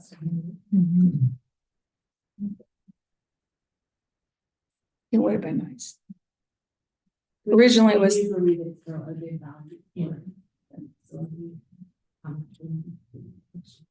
Who all is going to be in there again? So the plan will be for people operations to get them out of the building just down the same side on First Street, because there's only one way in and out of that building. There's no way to adjust that really. And so for safety reasons, they'll go there. Strategy and innovation led by Stacy Hawkins will go there. Construction services, the team, one of my teams here, and then Transform Temple, Buford's team, because currently they're in Wilson Park, and Historic Post Office ultimately want to get them back into there.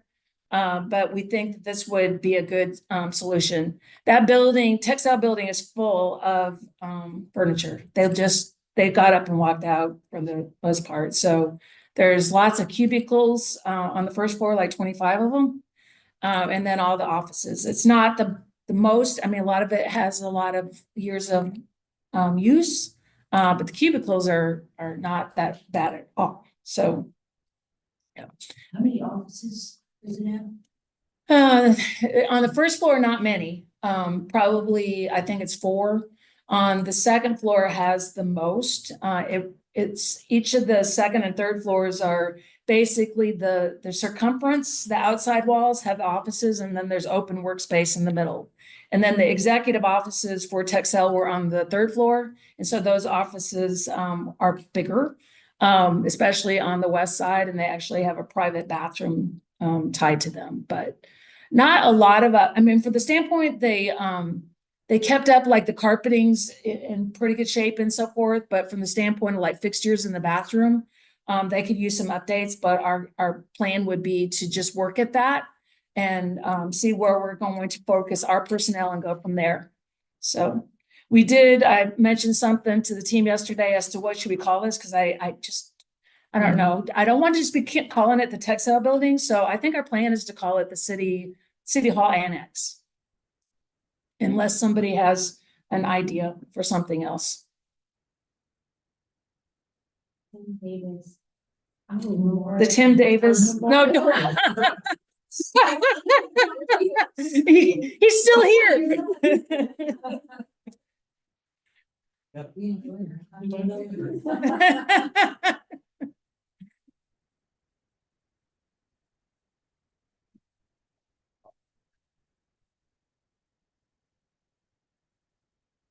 You can talk about the Texel. Texel board on it, so. Oh, okay, gotcha. Good. Thank you, ma'am. Yeah, thank you. To the point.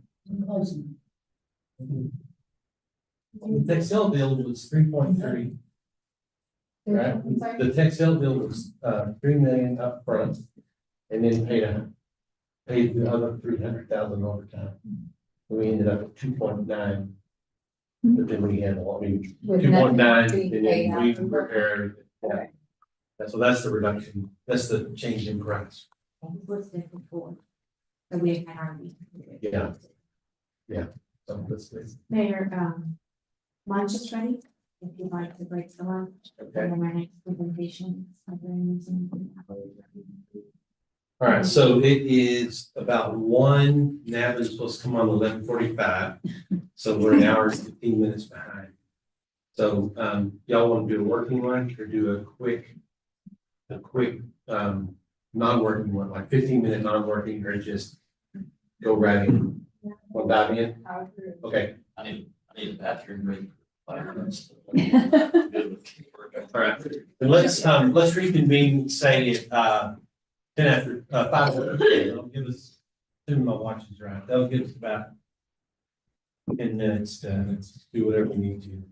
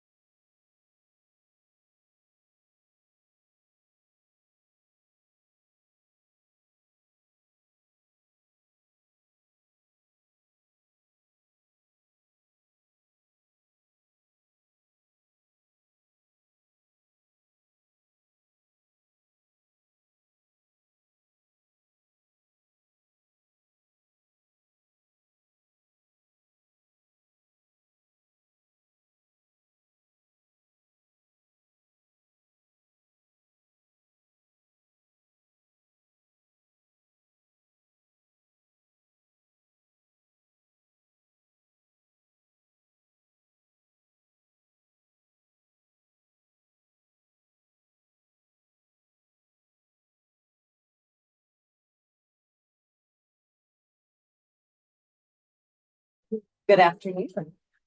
I'm going to talk with you today about the library's budget, as well as the museum's budget. And due to the time constraints and the others that are waiting in the back, I'm going to go a little bit quickly, but you have the printouts as well of the information if you need it too. So I'm just going to go over some of our key issues that we've had this year, some changes in the business plan for next fiscal year, and then for the fiscal year after that and beyond. So key issues.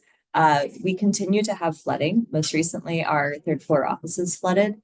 That was actually due to part of the roofing issue that is being addressed right now, thanks to the insurance covering the roof replacement from the damage that was done during the tornado. However, we still have some other flooding issues. When it rains, our basement does flood because that water comes up over the curb and into the parking garage as well. And then staff-wise, our youth services team only has 4 staff members, which means that we are closing that desk down early in the evening.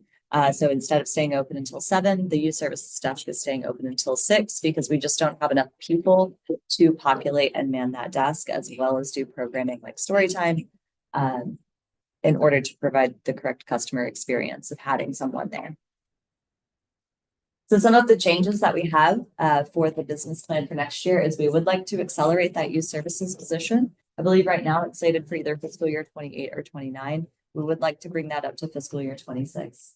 And then, of course, the operating items that go along with that, so the computer and the phone that employee would have. And then we would also like to add services as well. So design services for a central library redesign. We have identified an architect for those services, and this is the cost for that study and design. And we would also like to add window film to the first floor windows that are along Adams. I don't know if you've driven past the building, but you can see the disheveled blinds that are on the corner there. You can also see into the workroom, and it looks a bit of a mess, but that's what a craft storage room looks like. So it's really not the best advertisement for a clean, friendly, fun library when you've got broken blinds all over the place. So this film would make it to where those little hands that are in the story time room don't have anything to pull on, grab onto, so it would remain looking nice. Changes in the business plan for fiscal year 27 and onward.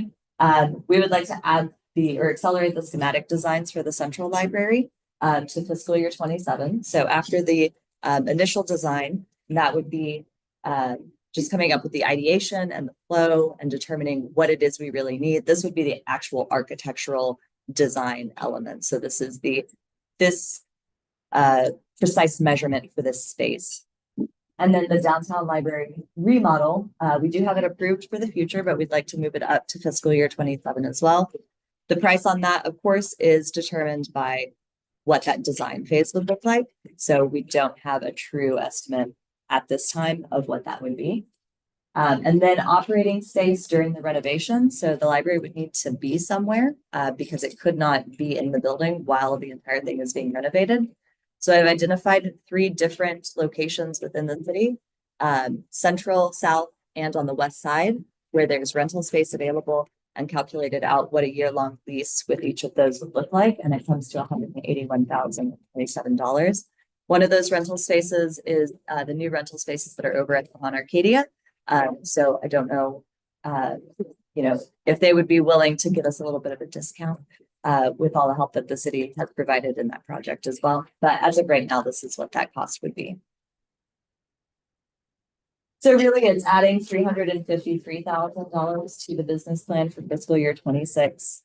And then on track with the other expenditures between fiscal year 26 and fiscal year 30. Again, those additions are the central library study and design and the window film, and then the library rental during the renovation. Those are the brand new things to add to the plan. The accelerated items are the youth services librarian, the operating items for that position, the schematic designs for the central library, and the downtown library remodel.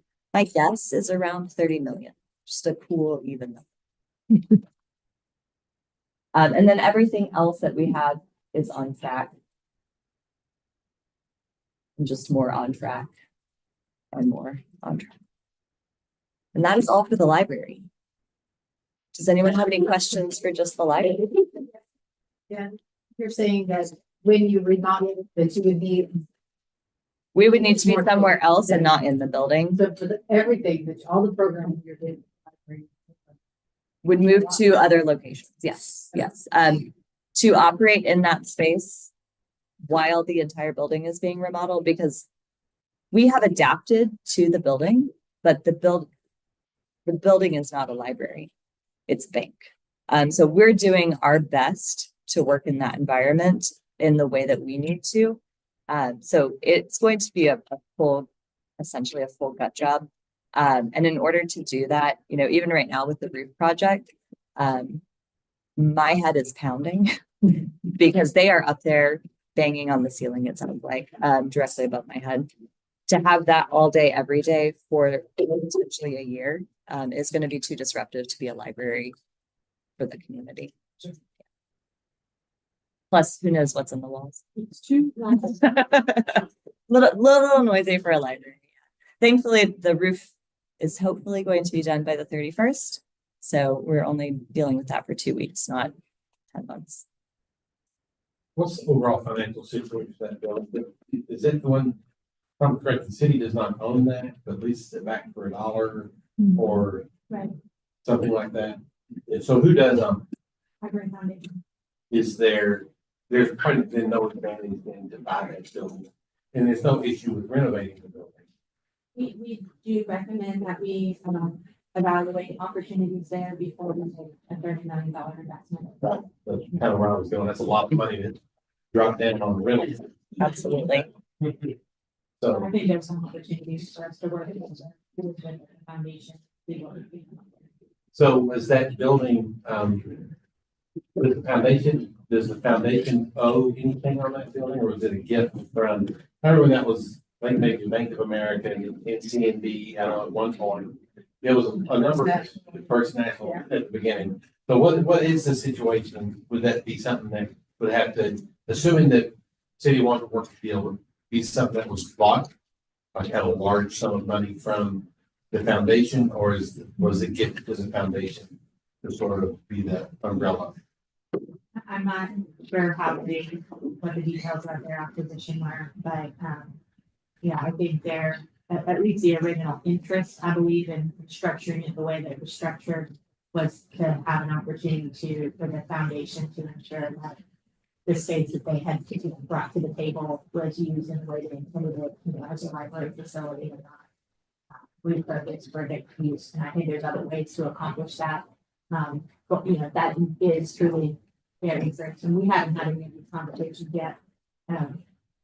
But I think there would be, it would be prudent of us to consider ownership before making any additional, you know, we've done it before. We did, you know, 2007, I think, was the last major investment in the library, but I think, you know, we are fully responsible for the maintenance of the facility.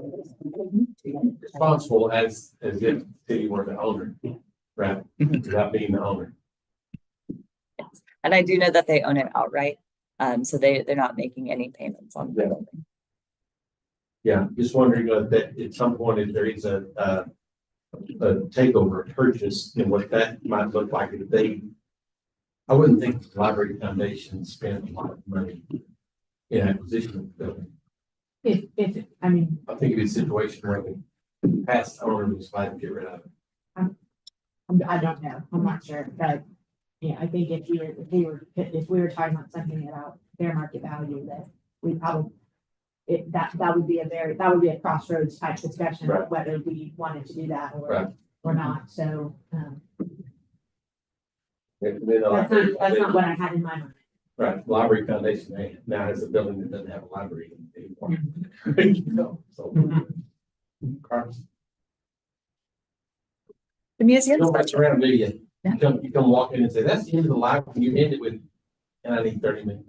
And just 30 million. Yeah, I got it. So we have no changes to our business plan for the museum.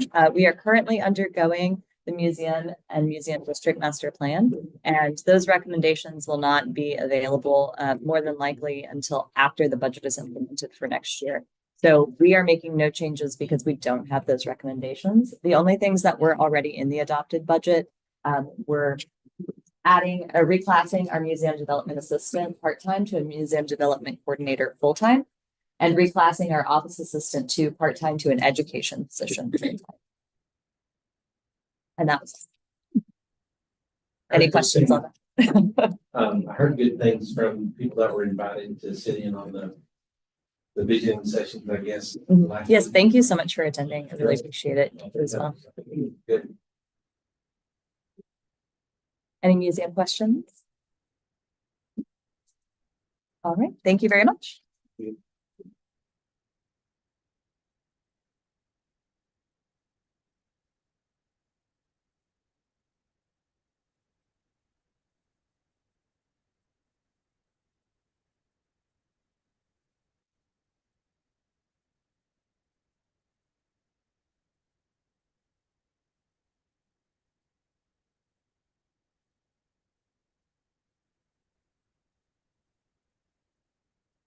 Good afternoon, everyone.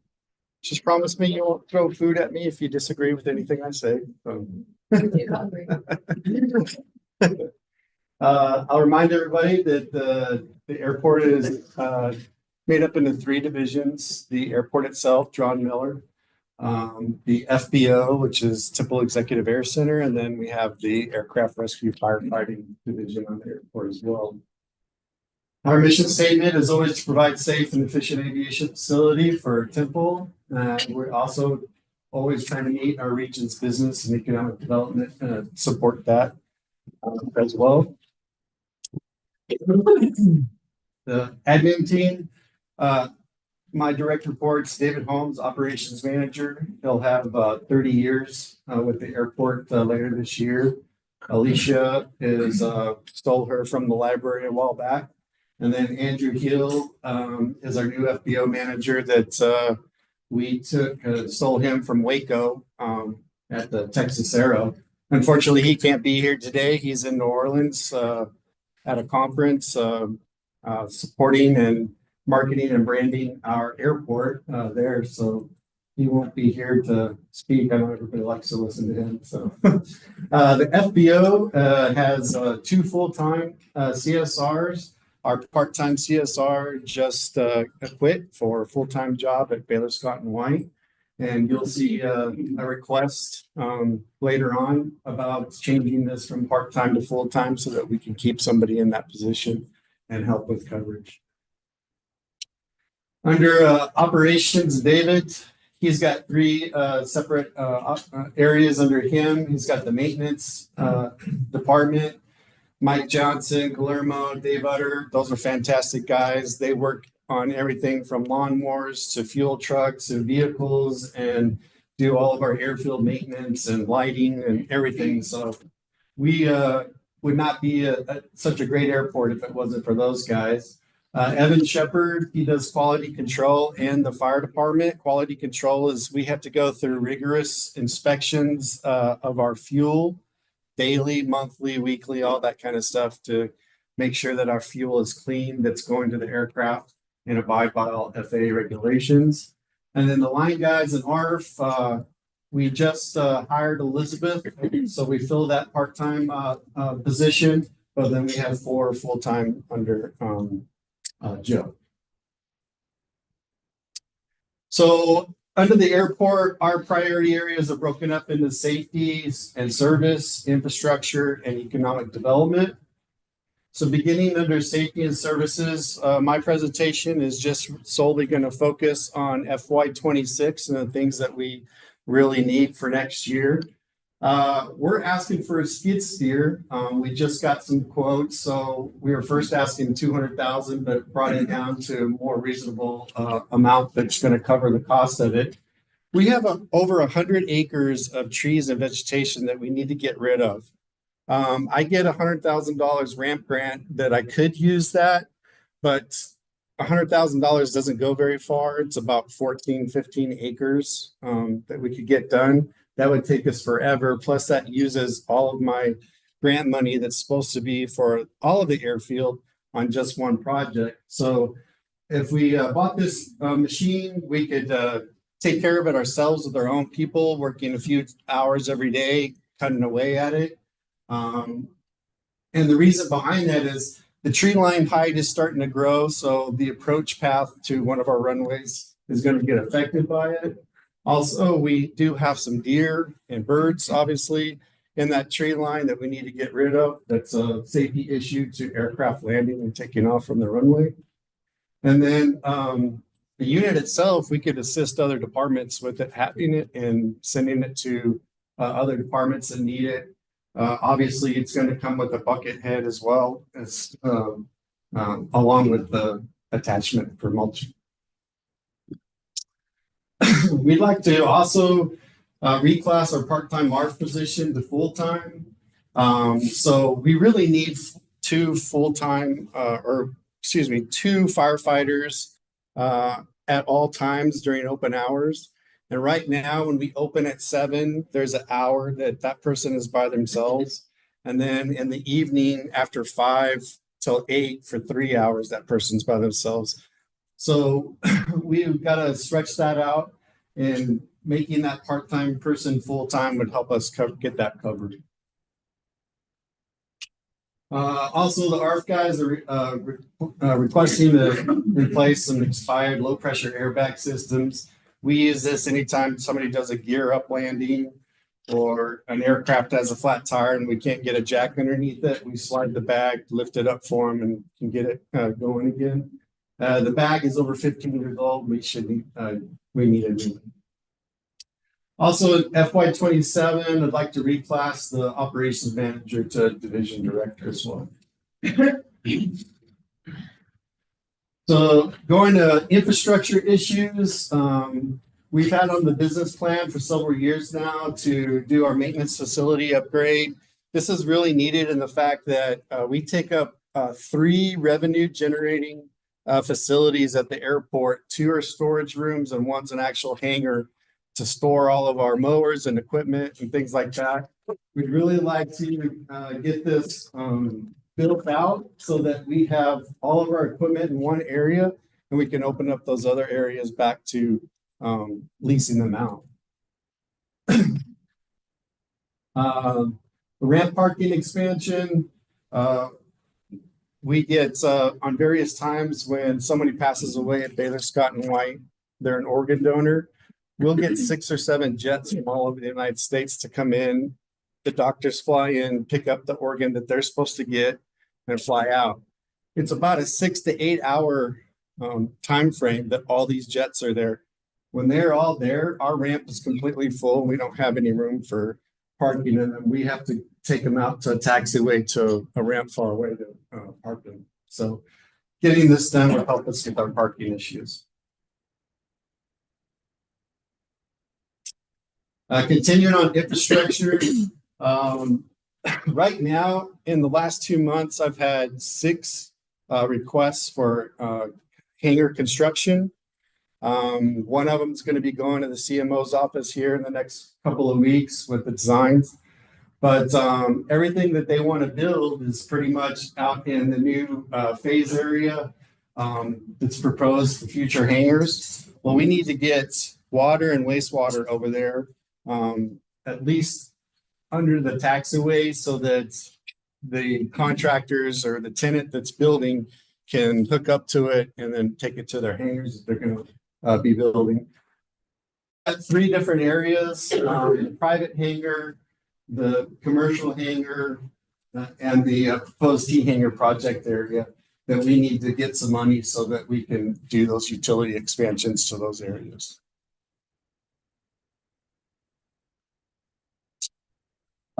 Again, infrastructure, this is a project that's been on the business plan for a while now. And airport beautification, you know, we have a beautiful terminal, a great facility for people to come to. We still need to tweak just a few things so that we can make the whole presentation one beautiful package. And that's when you're arriving, coming into the airport or leaving. We want to improve our big sign out front, move it closer to the highway. Create a board that's our tenants, we can put their placards on there, advertise that their business is at the airport, kind of change some of that stuff around. And then our wayfinding signs in the middle picture there, We want to change them from the old fading blue to something that's more modern and it matches our new terminal. And it's also easier if a business changes for us to unscrew these plates and just put